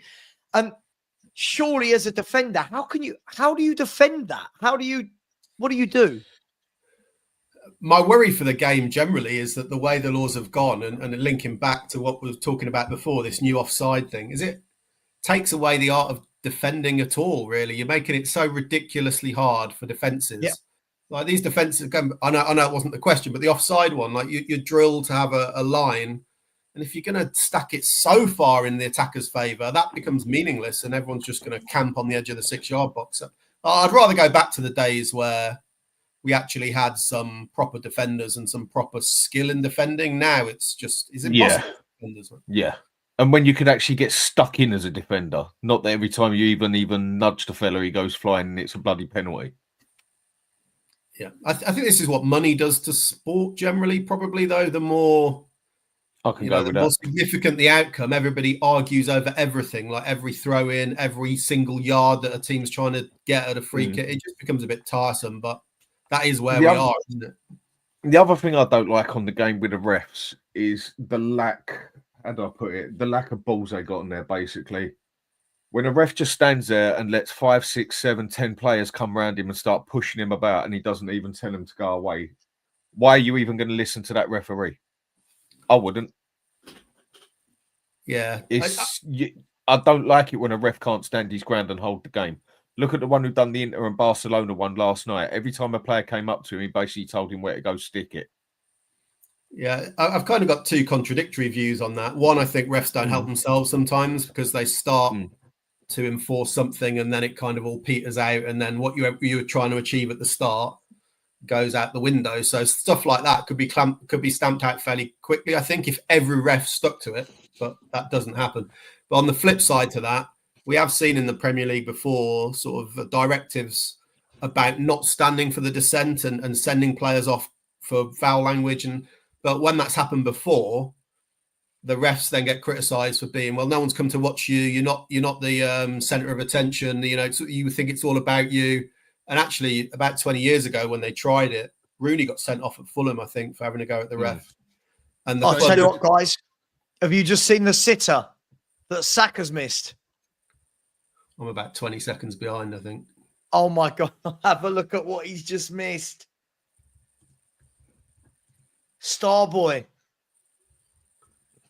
Oh, dear. Oh, no. Oh, look at this. Everybody, this is the greatest thing you'll ever eat. This is amazing. Anyone giving Arsenal any hope with 10 minutes to go and 3-1 down? No, I didn't give him a chance from the start.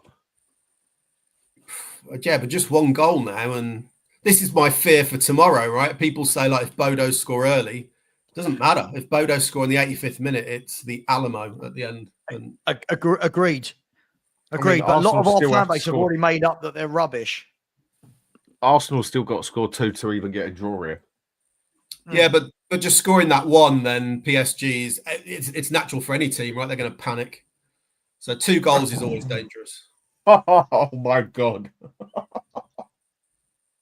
Oh, saved by Raya. Tell you what, though, how did Saka just fuck that up? You know when you were trying to sell me your €70 a year TNT, you're about 9 minutes behind. That's because I'm not on that. I'm still on the Fire Stick at the moment. I've got it all set up on the computer now, and I just can't be bothered to stream it over and everything yet. Oh, it works just like the Peacock one. The Peacock one's good. Yeah, you just use the VPN, say you're in America, and then you can use the American TNT Discovery Plus. So, Chris, what are you saying about tomorrow night then? Away in Bodo Glimt.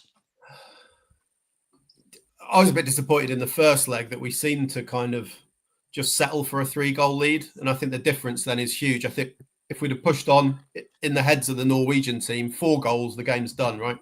3 goals, I don't think the tie is done, but it's a massive task. 2 goals, game on. And that's my worry tomorrow. Yeah, I think we should obviously go through, but we've been there a million times before with shoulds and Tottenham, haven't we? So it's Tottenham, isn't it? That's the problem. It's Spurs, isn't it? Nothing would surprise me. Sorry, Hakimi's just hit a rocket from about 35. Oh, not far away. Yeah, that. This is the thing. When people are constantly going, "Oh, you're so negative," isn't it years and years of trauma that's made us go, well, I know we're 5-0 up, but one, if they get one, I've just got this horrible feeling if they get an early goal. That's my worry, is if they get an early goal. Yeah, first 15 minutes, we kind of know the script, but also now, you know what you're going to have? You're going to have those dumb, and I'm going to call them dumb Tottenham fans who go, Arsenal are out, we're in a final, blah, blah, blah, blah, blah. It's like, whoa, stop, don't stop this, please stop. But this is what I said to the Arsenal. Obviously, I go on a lot of other shows with Arsenal fans. And I'd say to them, after they beat Madrid, they were all talking like they'd won the tournament. Yeah. Like the best ever, the set of clips you see of a Gal and Lee Gunner having debates. And a Gal is saying to Lee Gunner, and this is the difference between age and naivety. Because a Gal saying to Lee Gunner after the Madrid game, I've got receipts. I want apologies. We're winning the Champions League. And Lee Gunner's sitting there with his cigars going, Shut we'll up. speak after PSG. Do you know what I mean? I mean, look, to beat Real Madrid is beating Real Madrid at the end of the day, yeah? They are not, for me, they are not half the team that they have been over the past 10, 15 years. No, but agreed. Real Madrid is still Real Madrid. And if anyone can turn up on a day, even though they got players like 38-year-old Modric in their team, they can still turn up and do anyone on their day. So fair play to Arsenal for doing that. But then I think that's where Arsenal supporters are just as bad as Spurs supporters and then start looking too far ahead. Oh, we've just done Madrid now. The Champions League is ours. Same as before we even played Bodo. Spurs fans already talking about the final with Bilbao or Man U. I think they're just as bad as us when it comes to that. I think I don't think there's anything wrong in saying I think we'll win, but it's the belittling of the opposition that I don't get. Like I've said, I think we'll go through, but Bodo pose a threat. I think it's going to be a tough game on the night. Hang on, PSG to wrap it up. No. It's going to be a hard game. It's going to be like us playing a championship team. But how do I describe it? Like Arsenal used to play Stoke or Bolton. They used to hate playing Bolton. Us playing Tamworth on their plastic. No, I think it's going to be more like Arsenal when they used to play Bolton, and the Arsenal players used to come off okay with a 1-0 or 2-1 win, but there was at least 2 injuries in every Arsenal game. I'll tell you what, I was watching some highlights today from some old Bodo games in Europe, and they swarm. They swarm you. They just press and press and press. They got, listen, we're the favourites, right? For them, this is their fairy tale. This isn't, let's be really honest, this isn't our fairy tale in terms of world football. Bodo Glimt are the fairy tale club still left in this competition. They've got nothing to lose. So their players are going to leave everything on that pitch. Everything. Yeah, and we know that us as a team, when a team come at us and start, getting into us and getting stuck in, we don't like it. We're not up for the fight. We're not up for the battle. Look at. They don't like to play under pressure. I'm sure someone said that once. Yeah. We don't. We just sit there and just go, oh well, and also, which version of the Donkey Romero are we going to get tomorrow? Because there's no Maddison, there's no Son, there's no leaders on that pitch. There's no, and if he just runs around throwing in tackles like he's Kung Fu Panda, like he does sometimes, then it's all going to unravel very quickly. I think it's going to be a very physical game. Like I said, like an old school Arsenal Bolton or Arsenal Stoke, where they just get stuck into them basically. I think that's what they're going to do. I worry then that Romero doesn't play. It's not how Bodo play. Romero won't know how to do it. He won't know. No, but I think they're going to go. I think they're going to go a bit more physical with us. No, especially on their home ground. It's not how they play. Honestly, we saw in the game at White Hart Lane, they're a good passing team, but in that game didn't have the final third threat. This game is going to be plastic pitch, smaller pitch, and keep saying it, Berg is back for them. That's the guy that makes them tick. Patrick Berg is the guy that makes them tick. And Phil Goys, when you say, let's squash this Spursy tag, how can you? We've got decades of... Phil, your opinion is Spursy, mate. So Yeah. I mean, the fact that we can finish 17th this year and win a Europa, and people would still say the season hasn't been a bad season, says it all, basically, doesn't it? Yeah. I tell you why I think we have a chance tomorrow, and that's because I think the players, doesn't matter what Ange says, I think the players will just go, sod any of this inverting crap. We'll go out and we'll play and trying to win, right? Like we saw in Frankfurt. Yeah. I can't believe that was down to Ange. I just can't, because I've seen so much evidence to the contrary. I think the players now just playing because they want to win the tournament.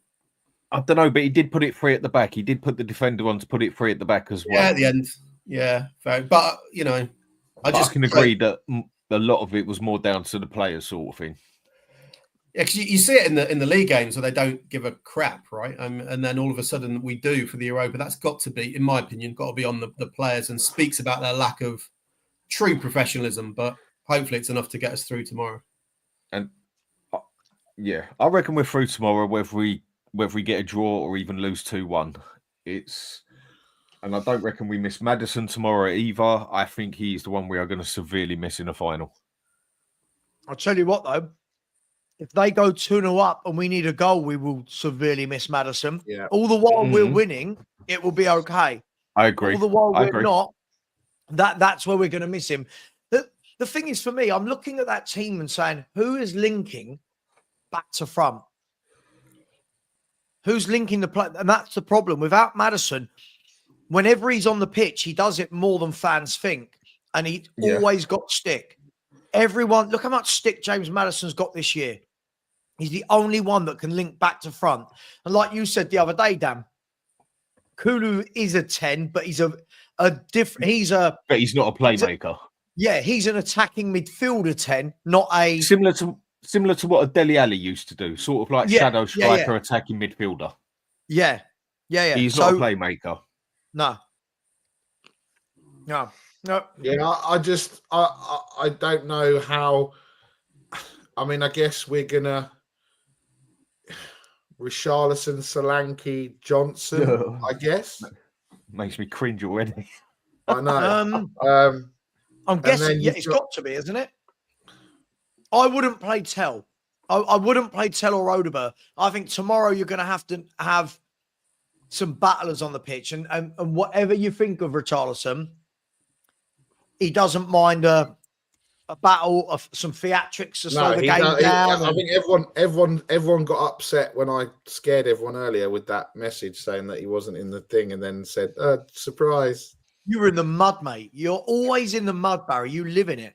Yeah. That's fine. But what I'm saying is, you're right. Tomorrow is Richarlison's perfect game, because we need someone that's going to get stuck in, that's going to do that work. I mean, obviously, what's it going to be? It's going to be Bentancur, Bissouma, Kulu, I guess. That's the only real options we've got. And then it will be. Udogie, Romero, Van der Ven, Vicario. But then on the bench, we've got nothing. What have we got? Sarr, Gray, Moore, Tell, Odegaard. I just think we got to play that game sensible tomorrow. Sit back a little bit more, go counter-attack. I'm not saying go all-out defence, but come back that little bit more. Do it on the counter-attack. We've got all our best performances this season have been counter-attack. Mate, I've been saying it all year, and I've been saying for about 14 months now, we should be playing with 3 or 5 at the back, whatever way you want to see it. I've been saying this team is screaming to play Conte-style football. Yeah. I was watching the Tell debate earlier, and I was at West Ham at the weekend. I was seeing him live. Like, I just don't get what anyone's seeing. I saw Sean posted in, like, what's the price point? There is no price point for me. It's just not good enough. From what I've seen, like, he might turn out to be brilliant, but he's done nothing for us. You know what? He's another player that if we got him for 10 million, shrug my shoulders, all right, let's see if we can progress with him. Let's see if we can get him better. But 50 million, 60 million for yeah. Yeah. But Spurs would go and do that. That's just it. We pay 65 for Richarlison and fucking Solanke, for God's sake. Can you imagine we sign him 60, whatever it is, 60, 65 for Solanke, 65 for Richie, 47 for Brennan Johnson, and 50 for Tell. It's just horrendous. I can imagine it, unfortunately. Yeah. But then these are the same people that will say Daniel Levy out. Do you know what I mean? Like, you see what I'm saying? Yeah. Look how many of them fans earlier in the chat were going, I'll take Tell. Yeah, maybe for 30 million, 40 million. Well, why? Why would you take him? Like, It's like Odebert for 20 million. Now that unless we're going to buy a player that improves the first team, we don't need a massive squad. It's ridiculous. The wingers as well. How many do we want? It's crazy. By the way, there are 2 minutes left in Paris. Arsenal need 2 goals. Did you see, by the way, did you see the way that Paris Arsenal fans, this is for you. Did you see the way that Paris Saint-Germain started that game with the fireworks and the tifos and everything else? Yeah, not as Iggy said, that shower curtain that you lot did last week. That looks awful, didn't it? Phil, you can try and banter. No one said have Tell instead, Hill instead. But the problem is, fans like you that like Tell can't seem to put in a coherent sentence what it is you like about Tell. All I ever hear is, I see something in him, but I can't get an answer what, because his crossing's not good. He doesn't beat a man. He doesn't assist. I don't know. I don't actually know what he does. And people are going, yeah, 30 million. Don't you want our scouts to scout proper wingers? Like, if you want that type of player. I just don't get it. I mean, we wasted 40 million on Archie Gray, but I don't want to say his name too much because then Lubo will appear out of nowhere. Yeah, it's like if you say Archie Gray's name 3 times, Lubo just appears. Right, it's like a bat signal. He loves it. He loves it. He can't help it. There's a guarantee. You mention Archie Gray's name, and Lubo is there defending him. He's having a go at everyone else. Oh, we've been through this, and then he comes up with, it's banter, guys. Don't worry, it's banter. No, I think the problem is on that one. It's just a lot of people think he's getting a lot of unfair stick for his age. Yeah. Who? Okay. Gray. That's what a lot of people seem to think. Yeah. But if you're good enough for that first team, you're gonna get judged. And when we could have gone out and got an established player for that sort of money. Yeah. It's over. It's over. And Arsenal are out of the Champions League. PSG versus your boys, Dan. PSG versus Inter Milan. On a very reactionary moment, everyone in the chat, who is winning the final? PSG or Inter Milan? PSG or Inter? Inter, guys, all anyone? Day Listen, I think if we're going to be fair, I think Arsenal have done well to get to the semi-final. I just think they've come up against a superior opposition. Yeah. Is that fair? I'm not going to sit and cuss them too much because we've lost 19 league games this year and about to have our worst ever Premier League season. But I just didn't think they're just not good enough. They're lacking. For me, they're lacking goal scorers, Arsenal. I think they're severely lacking goal threat. That main striker, isn't it? I mean, the other thing is with Arsenal that we all know, they are bigger bottle jobs than us when it comes to Europe. They have got a worse record in Europe than we have, for God's sake. Every time it has looked like it is going their favour in Europe and that, they absolutely bottle it every single time. Whether it's they get the tactics wrong or they get a player sent off or whether they just don't get it right. They bottle it in Europe every time. You can say Spurs are the most underachieving club on this planet for the size we are. And you can say Arsenal are the biggest embarrassment to football for the size of them in Europe. I think that's a fair comment. Hang on, Matty.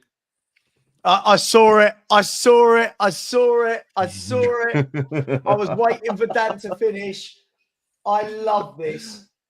Don't compare Gray to Tell. One is a brilliant kid with bags of potential. Can I ask, brilliant kids with bags of potential has proven what? What, like, what's it, Matty? What has Archie Gray proven? I think, to be fair to Gray, like he's done all right, having been given a crap hand this season. Because brilliant. I don't think he's brilliant and proven. Well, he's not proven in the position we bought him for, is he? That's for sure. and he's done all right out of position. I feel a bit sorry for him, to be honest. I agree. I'm sure when he joined, this wasn't the plan to develop and just play in the defence all season. Just a quick one with Arsenal, just spicy Spurs. Dan, if we are the biggest bottlers in Europe, you're the biggest bottlers in England. Well, if you listen to what I actually said, mate, I said we're the biggest bottlers in the entire world. And biggest underachieving club in the world, considering the size of us. So, listen. I think, listen, okay, Matty. Right.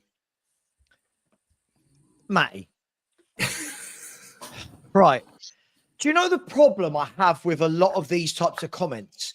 It's actually people like you. Oh, hang on, let me stop the timer. That might help. I'll stop the timer and get rid of the background. 1 second, stop screen. There we go. Oh no, hang on. Oh, that's bad. We're not on FHTV right now, are we? We're on FHTV Plus. There we go. Look at that picture of me in the top right. Look, what a stud in the grey t-shirt. Look at him. Chiseled face, lovely beard. What a guy. But where are we? Matty, it's people like you that put the pressure on these players, not the people like us, right? So when you're saying, look at the positions he's played, I agree with Chris. I think he's done okay with the hand he's been dealt. Yeah, well done. You chucked in at left back, right back, centre back. When you're saying was amazing last season, all right, so amazing at Leeds that he wasn't even playing centre mid for Leeds in the Championship. He was shuffled to right back, right? You say he's been hung out to dry. Maybe the manager's not used him correctly, but it's the last sentence for me that kills it. He is a brilliant player. Matty, based on what? Because what this shows me is you don't know what a brilliant player is. Stop using superlatives for people who have achieved nothing in football. Brilliant player is what you would say Moussa Dembele was brilliant. Harry Kane was brilliant. This is a kid. Oh. Do you guys remember that this is definitely one for people of a certain age? Do you remember in the 90s we went to Man United away in the Cup and we played Neil Fenn and Rory Allen up front? Yes. 2 kids, right? God. And I reckon at the time, me and you were probably similar-ish ages to Matty, and we were probably like, these guys are amazing, right? But we've been burned by another 30 years of crap since then. So now we're just like, yeah, seen it all before. But I think the difference is, right, is first of all, superlatives in football are thrown around way too easily. Like way too easily.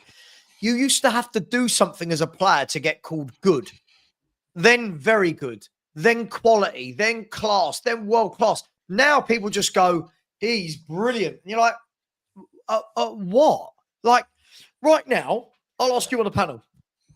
I'll ask everyone in the chat. What are Archie Gray's standout qualities as a footballer? I haven't seen nothing yet. Right. I'd have to say adaptability, probably. Hang on. Matty K, you're changing it. He would get into at least 5 Premier clubs midfield easy. Who? Which 5? Which 5 Premier League clubs is he getting into in midfield? And based on what? Because you've just said, Matty, a few comments ago, he spent all of the season at Leeds at right back. Yeah. So based on what? He shows so much more than Do you know what it is? Do you know what it is? He's shown so much more than Bergval. Right. Do you know what it is? Oh, because go away, Matty. Because Archie Gray won the Squid Games when I was there, that's why Matty K thinks he's brilliant, because he won Squid Games. I feel where we're getting to with this though is, you know, gets into 5 Premier League teams. I don't think he gets into central midfield of a single Premier League team. Second of all, right, better than Bergval. Matty K, let's have a look at this. Okay, so Archie Gray gets in to Ipswich's midfield above Cahoust, Calvin Phillips, Morsey. He gets into Everton above Idrissa Gueye, Decore. No, Fulham Fulham, Sander Berg and Lukic and Emil Smith-Rowe. Wolves, Yao Gomez, Andre. Matty, stop. You're now trolling. I'm now taking it that you're trolling. Stop. Stop. You are... The problem is, I've seen what you do, Matty. I'm going to call you out. I don't care if you're 15. I'm going to call you out. If you're on here, you're old enough, right? This isn't a PG movie, all right? What you do is you jump on. If Lubo's got an opinion, you jump on unnoticed. The other day, it was Danny when he was backing up Danny with something. Yeah. Earlier today, it was Phil Coy. It's what he does. He latches onto an opinion and goes, brilliant. He's brilliant. Matty, I'm telling you, mate. I'm telling you, he don't get in any of these teams in their midfield. You've not seen him in midfield for 18 months to make that judgment. It's the word brilliant I've got an issue with. Like the brilliant teenagers in the Premier League who we're talking about, like Rooney, Anelka when he came through. That's brilliant, not some average performances in random positions wherever the manager wants to play him. He's all right, but he's not brilliant, is he?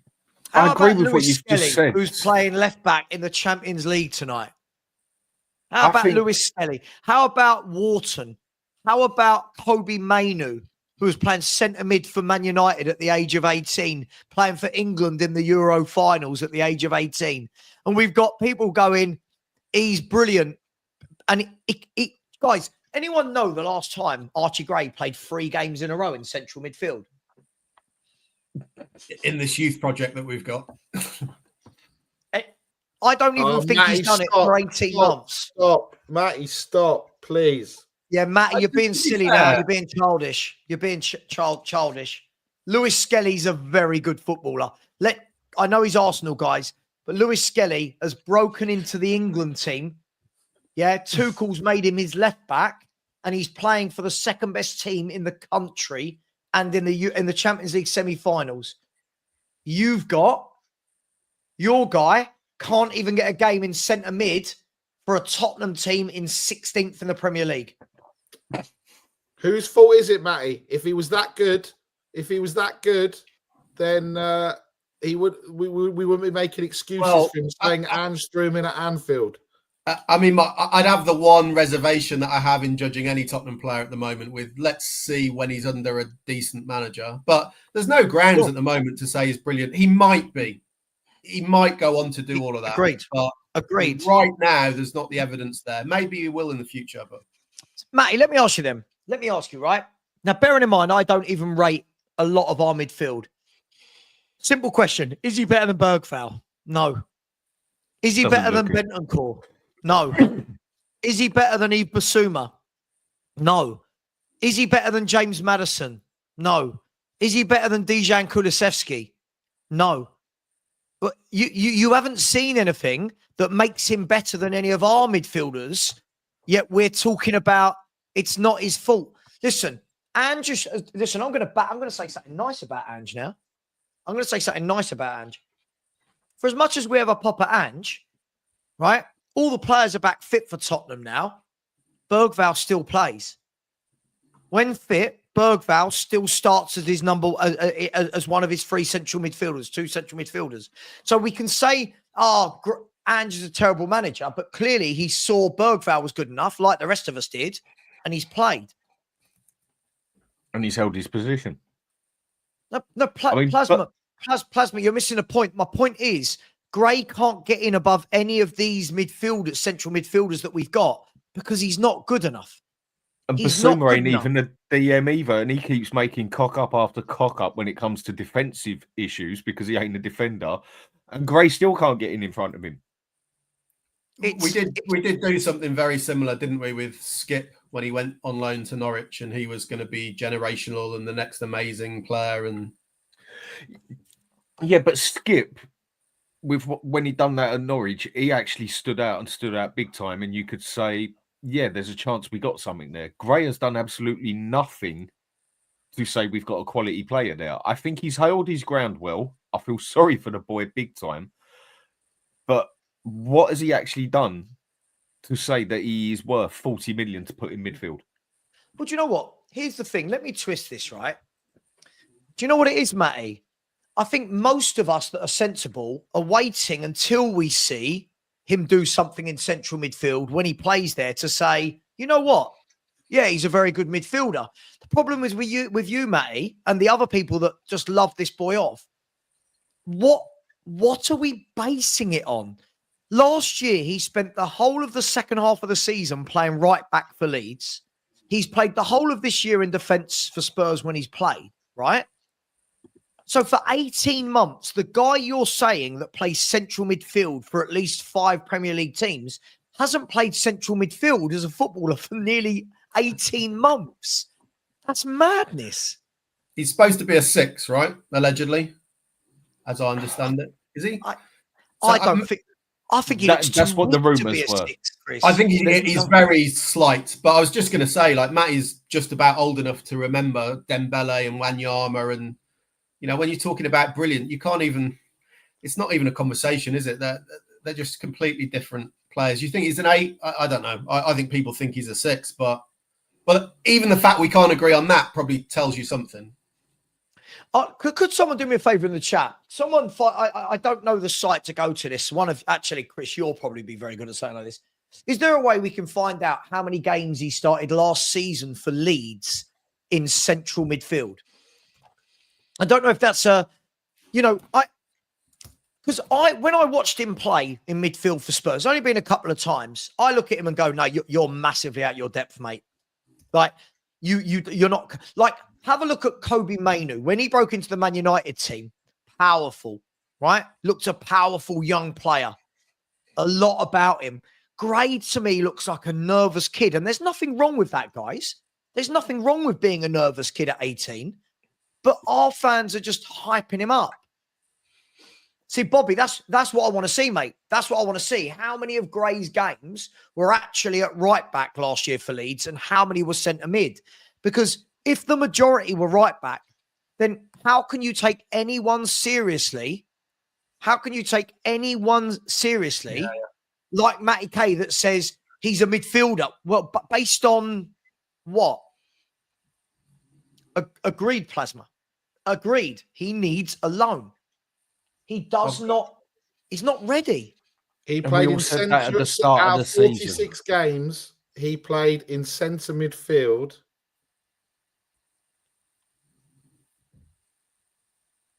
8 times. 8? 8. For Leeds? Yeah.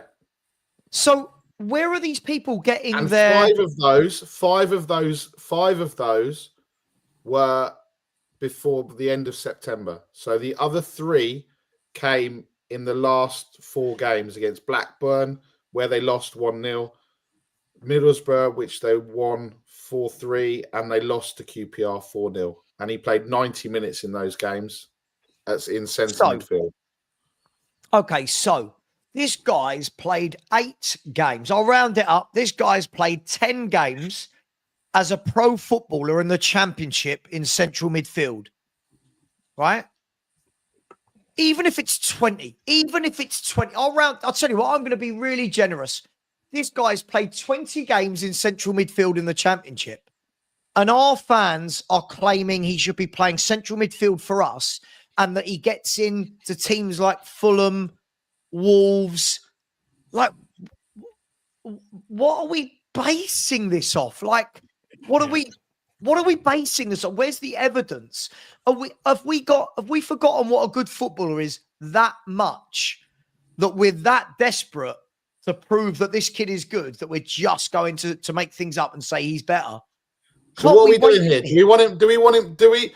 Sean, Matty, do we want him as centre midfield, attacking midfield, defensive midfield? What position do you want him at? Because you keep changing the narrative. Yeah. I'm looking at last season in the Championship. I'm not talking about FA Cup, EFL, playoffs, whatever. In the Championship as a central midfielder. I'm not in the mud, Sean, because if you want me to share the screen, I'll put you in the mud, mate, because you're off to Bodo with your £1,500 ticket, you, Henry and Johnny, for not even a day, mate. So don't you start. Do If you know want, what I don't I'll understand? share it. Let me try and bring this back to a sensible place. I know people don't Please. like sensible. Let me try and bring it back to a sensible place. What is wrong, right? What is wrong with saying, you know what? We've got a young player here. We don't really know what he is, right? We don't know how good he is. Let's get him out on loan for a season. Let's get him out to a team where you say, right, can you please guarantee that this boy's going to play every game he plays? He is going to play central midfield, learn, grow, bulk up, come back to us in a year's time. We reassess it, right? When I suggested that, Danny and I suggested that at the beginning of the year, we were told he's good enough right now. So I'm going to ask, where are Matty K, Lubo, these people who are saying he's ready for Spurs midfield now? Are they basing that off of what? 15 to 20 games in the Championship in midfield? Is that how we're judging players for Tottenham Hotspur now? What they're all judging him on was that one game he had against Chelsea. Yes. That Yes. is where all the judgment came from, because it was a bloody good game he had against them. And that is what everyone judges him off. One game, because he basically controlled that game with Chelsea and he done extremely well. And now all of a sudden, he's the next Modric. Well, Dan, funny enough, because when he played in central midfield, he only won one game out of the 8. So yeah, that tells a stat as well. If we want to talk about that. So let's look at this, Barry. Right now, there are people that you turn around and go, yeah, look at him. Like, let's be fair. Adam Wharton was getting absolute rave reviews at Blackburn, and he was playing central midfield every game, right? Yeah. Another one, Hayden Hackney. I'm not saying sign these guys, by the way. I would take Wharton now, but Hayden Hackney. Every time I watch Middlesbrough, Hayden Hackney, central midfield, main man, right? If Archie Gray was that good, like these people claim, why did Leeds quite happily go, we don't need you in centre mid, we can play you at right back? Now, yes, versatility, fair play, not knocking the lad. But it just goes to show to me, if you're not ready to play a full season in the Championship at centre mid, why are people so adamant they want him centre mid for... we want Levy out. We want better players. We want Lubo and Matty K. You two are a disgrace. We want Archie Gray in central midfield in the same sentence. You want Levy out, but you also are backing Archie Gray, mate. And you're also going to a protest, and then you're going in the stadium. So don't come at me. If you want to come at me, then I'm coming back with fire tonight. I've been up nearly 22 hours, and I'm coming with fire. So your opinion, Matty, is ludicrous. Sean Butler, I saw what you said earlier about Mikey Moore. Mikey Moore has done more in a game than Matthias Tell has done since he's been at Spurs, mate. But you'll sit there and you'll mud Mikey Moore, you'll say that we should sign Matthias Tell. At least with Mikey Moore, you've seen something there. I mean, do I think he's ready for a Premier League team? Not a chance in hell. No. I've seen a couple of good things off of him. But he deserves he's it another over one I'm sure he does. But he's another one for me. I'd personally stick him on loan next season. No, you're not. He's not ready. No, he's not ready, Sean. I agree. But don't try and say we should sign Matthias Tell. I've seen you say that, Sean. Don't come with this. Don't come at this. I'd rather play Moore over Tell. If we're going to sign Tell, I'd blow that out the window and then keep Moore and play him now. Ideally, we get a good player, and I'd stick Mikey Moore along with Gray out on loan. Right, guys, I got some stats, right? My mate Perchy sent them to me. My boy Perchy. Your son Perchy sent them. Hang on, Barry. Right, this is Mikey Moore. No, it's not. This is Archie Gray. This is his career stats as a central midfielder, right? 8 in the Championship, 2 in the FA Cup, and then the rest are 5 in Premier League 2. 8 in Premier League 2 and 1 in the under-18s Premier League. So basically, in his whole career, if I'm being really, really polite and adding in under-18s, under-19 leagues. He's played 21 games as a central midfielder, but people like Matty Kay think he should be starting over players like Sander Berg and Teddy Lukic in central midfield for Fulham, who are chasing down a European place. It is absolutely mind-blowing how bad that opinion is. It is mind-blowing, boggling. Yeah, boggling. and the fact that you're literally clinging on to those under 20 Premier League 2 or whatever to include that in your 21 is an absolute disgrace. Talking of disgraces, Stel, you know, like no one's talked about Archie Gray for the last 2 hours. You're right, Stel. You're right. Look, I just couldn't resist it because for 5 years, all we got was, oh, you talk about his progress under Poch and you nearly won this. And Arteta, with double the spend of Poch, is exactly the same. Everything the Arsenal fans laughed at us for, they've become. They've become what they laughed at us for. And I find it, listen, Arsenal first 25 minutes were the better team. They should have been 2-0 up. They really went at PSG. PSG didn't know what to do. But, you know, I did say Donnarumma is a clutch player and he's the difference maker, which is why I'm predicting PSG to win it. I've been saying it for the last 2 days. I don't think PSG were great tonight, but they've got players that score sensational goals. They scored 2 quality goals. And if Dembele started the game, maybe they would have got 1 or 2 more. Arsenal are clearly missing a striker. They're desperate for a striker, but they told us Mourinho is going to be great and Calafiori is going to be... Listen. For me, Donnarumma is the difference. And he's the reason, one of the big reasons Italy won the Euros. And he did great for AC Milan as well. So for me, my money's on PSG. I think PSG will win it. And Donnarumma will be the difference. Can I ask you a question, Stel? So I can ask a question. Which of the PSG centre mids would you take out to play Gray?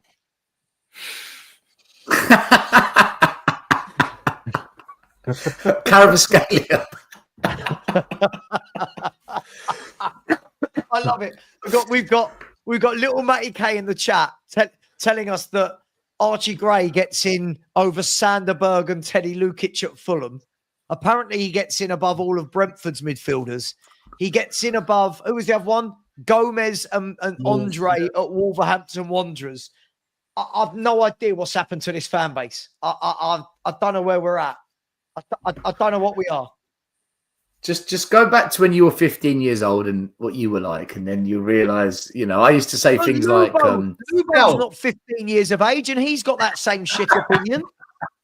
Stel, I said exactly the same thing. Like when we were that age, we were playing Rory Allen and Neil Fenn up front away at Man United, and we were probably going how brilliant they were. So, you know, we're older and wiser.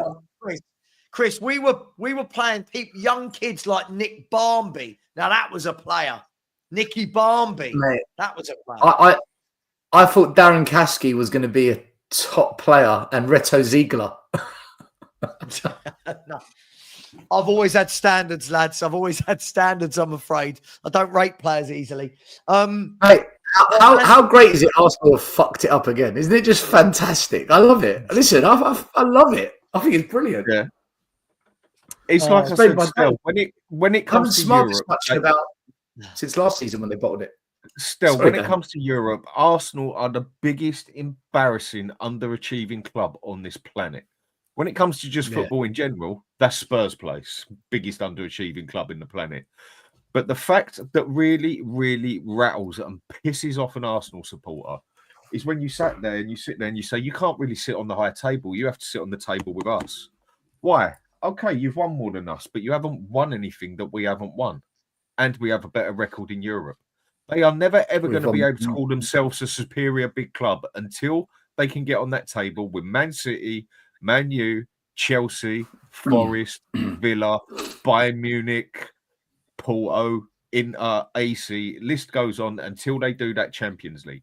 And Man City knew that as well. Man City would have given Liverpool 2 of their titles for one of Liverpool's Champions Leagues all day long. It would have been a swap. And until they manage to do that, they will never, ever, ever be able to call themselves one of the big boys, basically, is the way I see it. Yeah, they're the level just below, aren't they? They're the level below the Bayerns, the Man Uniteds, the Barcas. Yeah. They're the level below. Yeah. Which one out of Inter or PSG do you want in the Super Cup? I don't know. Well, we'll have Inter's manager apparently by the time the Super Cup rolls around, won't we? So, so we'll take Inter with their new manager.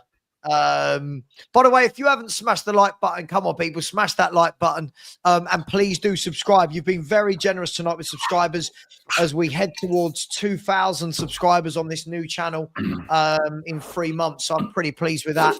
On a serious note, guys, look, Inter versus PSG, that's going to be one hell of a final. 2 very different styles. I'm looking forward to that as a neutral. I'm really looking forward to that as a final. Yes, definitely. Personally, I think Inter will have too much from.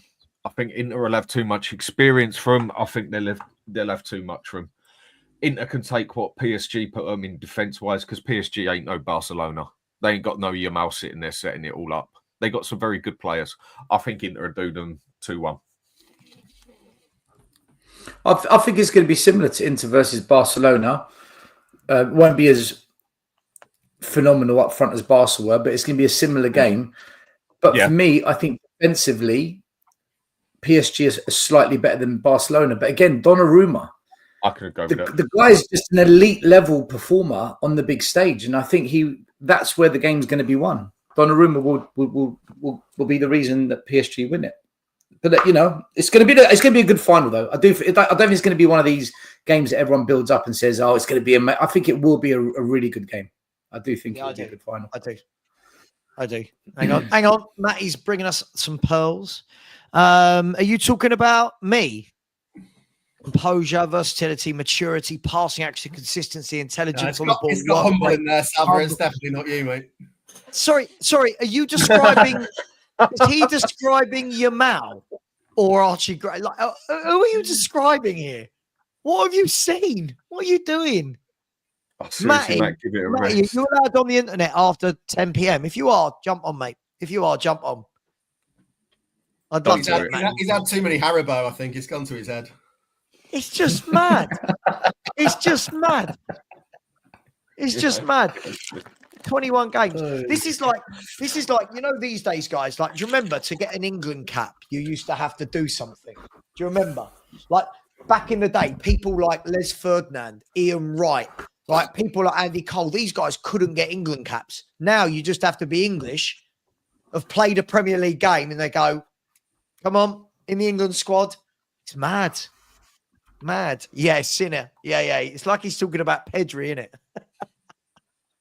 Oh, I mean, like the fellow here, it's Bobby Andrews saying we can't say fuck all about Arsenal, lads. Behave. They played an unbelievable outfit in PSG tonight. They go centre forward. They're winning stuff. We are 5-7 years behind them right now. I know, but the one thing you can also say about Arsenal is they was in the Champions League for, was it 23 or 24 years straight? Even more, maybe. And they made one final. We was in it for 4 or 5 years straight, and we made a final. Sorry, Bobby. We had to beat the champions of England to get to the final of the Champions League in Man City over 2 legs, and we did it. And we lost our striker. You say they haven't got a forward. We lost Harry Kane in the last 2 rounds. And we got through Inter Milan and Barcelona. I'm not having that. No. Excuses. Hang on. Devil's advocate. He is right about the end bit, though. If Arsenal had in someone like a Gyökeres to this team, you are talking about different. I think you're talking about them level with Liverpool at least. I really do. I don't think they're missing a lot. They're a good team. I know we can laugh tonight, but they're a good team. No one's disputing that. No, I know. I'm just saying he's right. I agree. If they had an elite striker, it could be a different outcome. There's no doubt. But at the same time, we got to the final losing our elite striker. So, you know, all this whole dig deep. Oh, mate, Arteta was on Sky Sports tonight right before the game. I'm going to read it out. We're going to make yeah, he goes, history. we're going to make history in PSG tonight, he said. I've got no sympathy. What history did you make? He's got to say it, though, hasn't he? If your manager doesn't believe it, you might as well give up before you start, right? Yeah. I think there's ways to do it as such. You don't have to go out and try and brag it off like that, basically. To be fair, Chris, I hold Ange to the same account when he says things, right? I'm being fair. I call out Ange when he says stuff as well, you know. I am fair. I am, you know. I don't know. These Arsenal fans got carried away when they beat Real Madrid. They beat Real Madrid and they got way too carried away, man. They always do it. They're just like us. Spurs and Arsenal fans, they're cut from the similar cloth. I said that earlier. That's exactly what I said earlier. It's a North London thing, I think. Yeah, it's listen. I think it's right. I think the two teams deserve to be where they are, right? The two teams that got to the final. Look, Arsenal, they've had a good run. As much as you want to ban them, they've had a good run, but ultimately, I don't think they're good enough. And as I go back to when I listen to people like Lee Gunner and some of the older Arsenal fans talk, I think they're humble and they say, listen, you know, are we good enough to win this? I'm not sure we are. A lot of the younger online Arsenal fans are just like, we're winning it. We're winning it. We're winning it. Apologies. I want apologies. You know, the whole world needs to be apologized to. They're just not ready. Is that fair to say? I know, banter aside, it's just they're not ready. They're not. They don't have the Kvaratskhelia, do they? They don't have the Doués. They don't have the midfield like that. They've spent £800 million over 5.5 years. I think what's going to happen at Arsenal is not saying they haven't. If they don't do something that, because I don't see Arteta going nowhere personally. I think he's in their pocket upstairs, and I just think he's another Poch. Good manager, but I don't think he's got enough to take it over the line, unless he goes to a place like PSG. It's going to get to that point. It's going to get to a point where you're going to get players there like Saliba, who's going to say, "Do you know what? I've had enough of this crap of being so near yet so far. I want to win." And then he's going to go somewhere like Real Madrid, Barcelona, Inter Milan, Bayern Munich, where he's definitely going to win stuff. That is what is going to start happening with Arsenal, and they're going to start seeing their squad slowly get picked out of their best players, and then it depends who they buy after that, basically. I mean, how long do you think Saka's going to hang on there for? Do you think? I mean, when people say to me Saka is world class, he's not a world class player. He's good, but nowhere near. Yeah, for me, he's the level below, Dan. Again, this is people trying to people overhype. Use world class too easy. I like Saka. I think he's a very good player. I think he's very talented. But it's games like tonight where you want to see your world-class players. You've got to be able to pick up the ball and out of nothing produce some magic. Yamal yesterday, that's a world-class player, right? Moments like that. But you're right, Dan. Let's have a look at this, guys. This is obviously going to be slightly skewed because of inflation. Yeah, I sound like a politician now. Slightly skewed because of inflation, but this is their records with 202 games each. Very similar. Very similar, guys. Yeah. And that's Premier League. So everything from, I mean, seven more wins for Arteta, 2 less losses, 6 more goals scored, two less conceded. Do you know what I mean? Like, it's all very, very tight in there. But an extra 320 million. Sure. Now, but I agree. I think still, whoever just said it, I think it was you, Dan. He is, for me, he is their Poch. I think he's taken them as far as he can. He's done a good job. My worry, guys, I said this in our group chat, right, a couple of months ago. My worry is that now they've bought in Berta from Atletico Madrid, is if Berta gets them a proper manager and starts signing properly, because Berta's a very good director of football, then I'm worried about them. But at the moment, they're just the nearly men. They're like we were under Poch. They're nearly there, but not quite. I mean, I had that fella come on my show yesterday. I mean, he's always polite on there, Arsenal Sport. That's why I don't mind having him on there. But he actually sat on there and said that he'd swap his owners for our owners. Oh, fuck. Oh. The one who came on your one as well. Rico. No, not that one. Arteta, he's a fraud or whatever his name is. Oh, Angus. Angus, yeah. Has anyone seen Angus? Angus. It was when he said that to me. Postman, That he would swap their Post owners for Office. our Who is he? owners. Who is he? I do think there's a similarity there in the aspect of I don't think they're that concerned about winning their owners, but they're definitely willing to put more money into it to win something as such. I don't think it's their prime at what they're looking at, but it keeps the business rolling and keeping them in the top four. Dan, And we will go out and play. Pochettino went 2 seasons without any transfers, man. 2 years with no transfers. Part of that was his own fault. No, because he didn't want to accept players that weren't good enough to elevate the squad. He's not going to accept more Sissoko's and more Nkudu. At the end of the day, Right. Arteta's been back every single summer. This guy's been given big, just like Ange. Every summer he's been given quite decent money.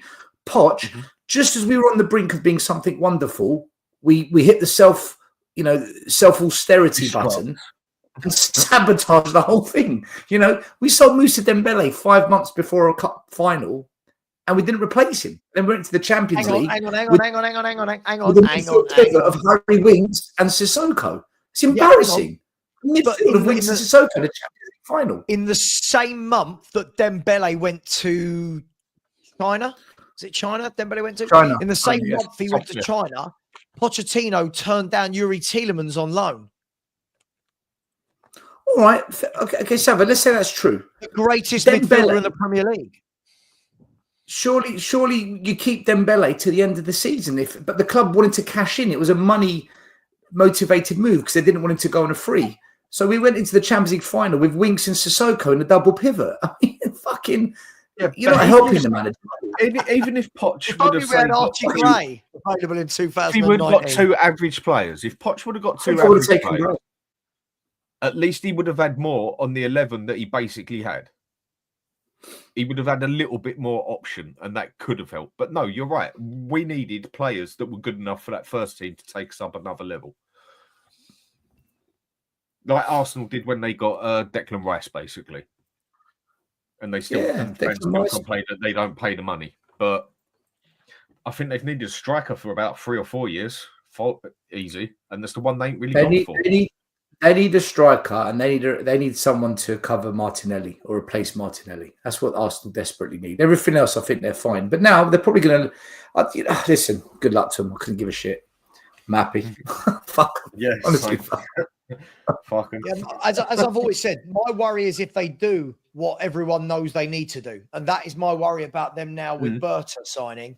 Berta is not Edu. Berta's a top director of football with contacts all over the world. Out of question, though, yeah. If, and I know it's a big if, yeah. If we go and finish 16th, 17th, and then win that Europa and get in that Champions League, Arsenal fans are going to start pulling hair out. They are going to go off their nut because you can literally turn around and say, just being smug with it, sort of thing. Even though we've had a disgusting season, we still won something. You haven't. Our European record is now double what your European record is. Sit down, be quiet, and finish in 17. I am cussing the Arsenal fans so much tonight. I'm having a field day online because I know tomorrow night I'm watching. I'm going to get it. I know I'm going to get it from all of them because it's all going to go wrong. I'm waiting for it. You know. All right. Well, just for you, Savva, there is. You're gone. Or if you don't like that one, how about this one?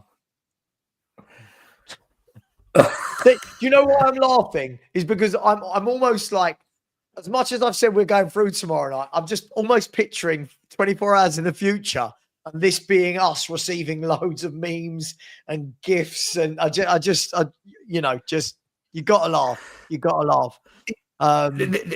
The good thing is if Arsenal do get their act together and they do sign the caliber of players we know they need, at least I know that Man City are also getting their act together this summer.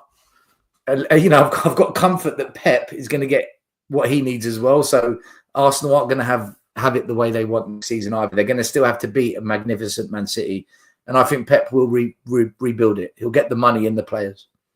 Do you know the funny thing still? Right. What makes me laugh is everyone's gone, oh my God, Man City falling off a cliff. They're dreadful. This is their worst year in a decade. They're going to finish second. they're 3 points off Arsenal in second. That's got to be the most annoying other thing, isn't it? And you've got to say, they've come close. Probably the second biggest bottle job the Premier League has ever seen since Newcastle screwed it against Man U. Or could you see that was even a worse bottle job? I mean, Liverpool's bottle job was quite a bad one as well. But that one that Arsenal did where they was, 12 points clear at one point, was it? 9, 12? Yeah, and they just were. absolutely screwed it up. And then they have another season. They can't get it past City. And then they have a moan about, but City do this and that. They spend it. They should have their points taken off them. That's the only reason we ain't in front of them.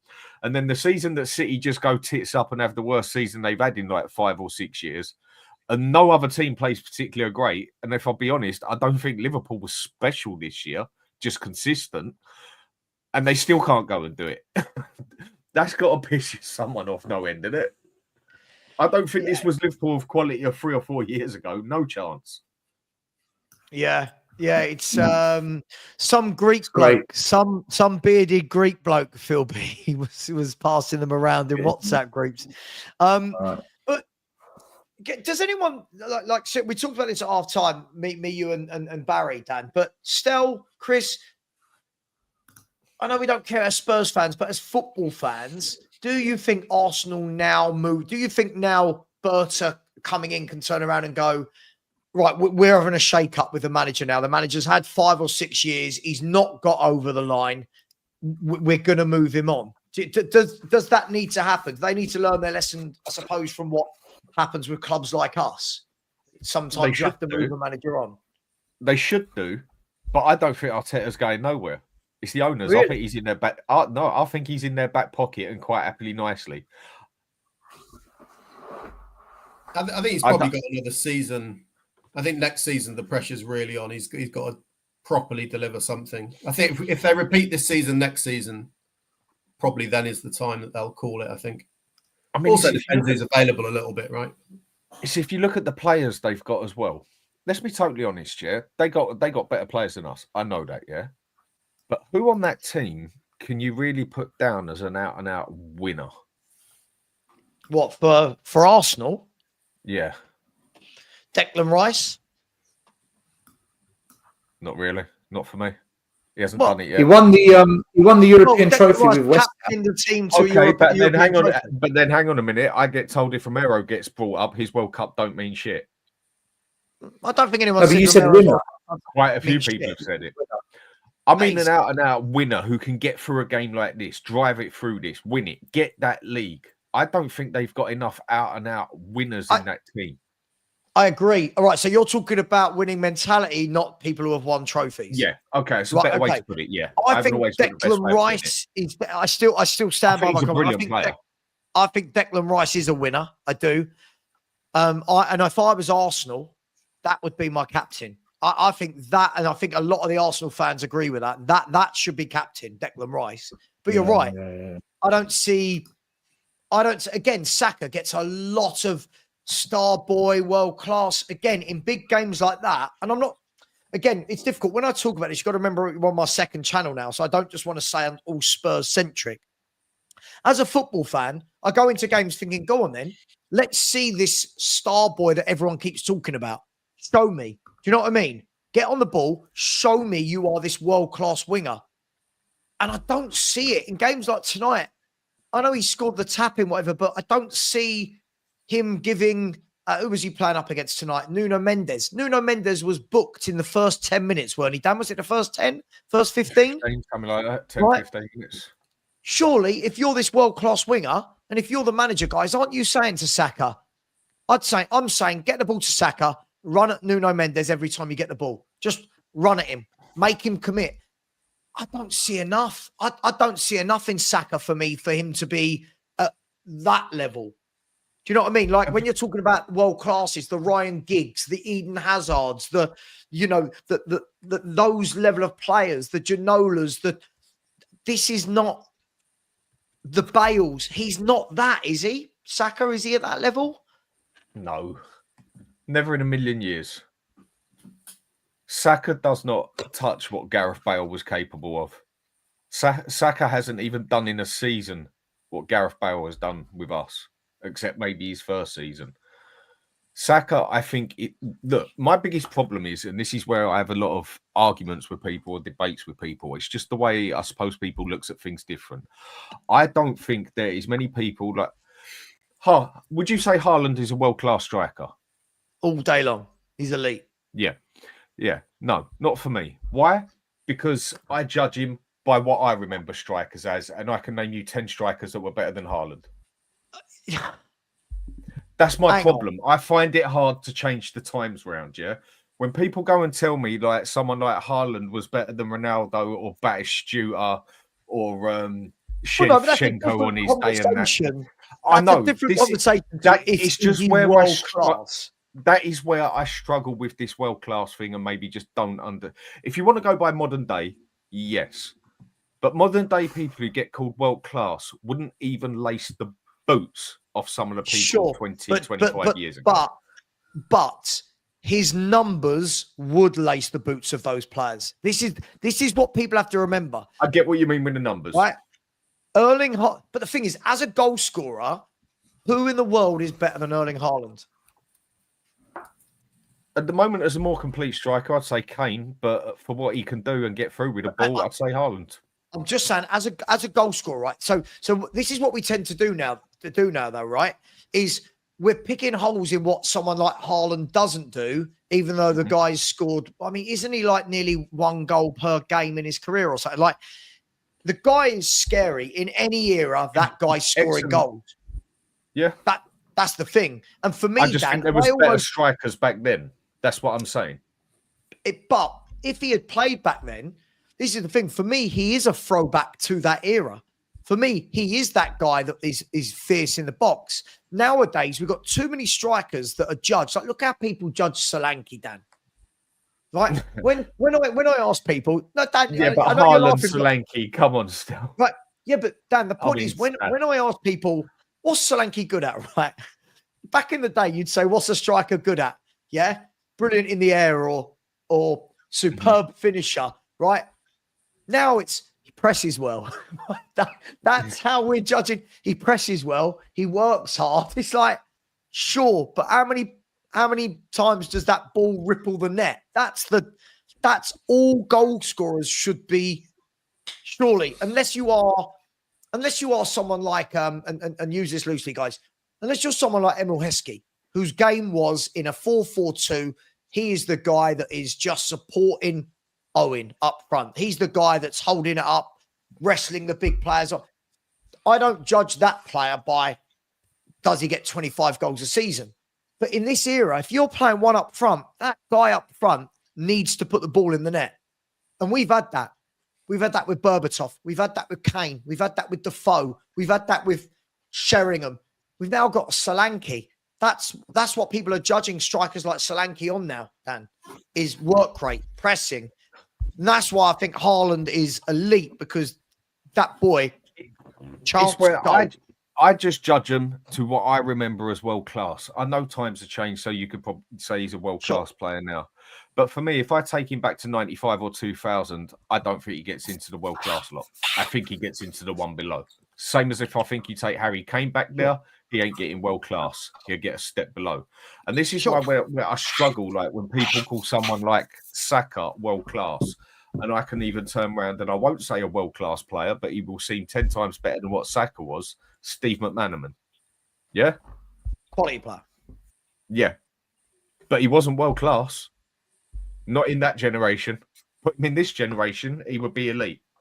Saka is nowhere near even what Steve McManaman was capable of. McManaman just couldn't shoot. That was his only letdown, basically. This is my point. This is why I really struggle with calling a player world class now. I mean, you give me another quality winger. Apart from Yamal, obviously. Right now? Yeah, in the Premier League. Mo Salah. Mo Salah. Yeah. Personally, Mo Salah, he don't touch Figo. Not for me. no, of course. But That is again, what I'm saying. Yeah. But the difference is when we're talking Don't know about those that. days to these days, you've Prime got Mo to Salah remember- was amazing. Yeah, but so was Figo. Come on. And Figo, I think, had more overall capability than Salah. I think they're equal, Dan. I think Figo, Salah in their prime are equal. Salah's been an amazing player at You know Liverpool. what? I can back off on that one and go halfway. I can agree with you on that halfway because there's things that Salah's won. that Figo couldn't. The game's Salah's won changed. champions. Go on, Chris. Go on. So did Figo. The game's changed, so the requirements of what was world class years ago is completely different now. The demands of the football, the tactical setup, it's so hard just to compare across 20, 30 years like that.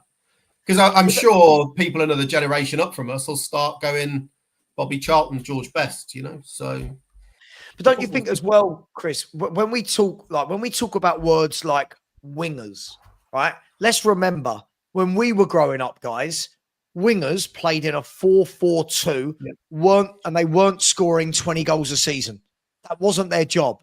Now, when we call people like Bale a winger, right? Hazard a winger, these guys are playing in a free. These guys are playing as the forwards rather than the creators. So Salah for me is a phenomenal world-class goal scorer. That I don't think we can doubt. His numbers are ridiculous. As a footballer, he don't touch the levels of a Figo. Like as a technique, control, skill, he's not got the levels. But then the game is very, very different. It's like whenever I have the debate with people about Son v Ginola, like, oh, well, look at Ginola's number of goals. Yeah, but Ginola wasn't playing in a 4-3-3. Ginola, if you're saying Ginola playing right now as a left-sided forward, he'd score goals every week. Do you know what I mean? Against this caliber of defenders. So I think football has really changed. I mean, it's like when you look at other players like Ryan Giggs, for me, that was a world-class player then, and he would be a world-class player then. And there was only ever one right-back that used to pocket David Beck, that used to pocket Giggs every time and make him look like a schoolboy. And he even admitted it in his autobiography, and that was, what was his name? Zanetti in Milan. Giggs was an interesting point, though, because Giggs would have to adapt. I'm not saying he wouldn't be able to, but Giggs would have to adapt if he was playing now, right? Because any player would. Like Giggs, I agree. right? He might turn into a Mo Salah if he played in a 4-3-3 like Salah would do. Yeah. It's hard to know, but very few teams play with the wingers like Giggs and Ginola now, right? Does anyone play with a 4-4-2? Like, does any team play with two forwards and two out-and-out wingers anywhere in world football? I think Brentford try it once or twice, don't they? With Ruiz and Buemo as the front two, but in general, not really. I don't think they do. Yes. Listen, guys, Savva, I've got to go. I just wanted to come on and have my say about Arsenal crumbling before the Norwegian massacre tomorrow night. Still, no need to worry. I'm going to wrap up the show right this second. We're going to wrap up the show right this second. Listen, thank you to everyone. Anybody that hasn't, please subscribe to Danny at the Hotspur Hood. Please subscribe to Stel at Tottenham Away. And please subscribe to FHTV Plus and Football Edges TV.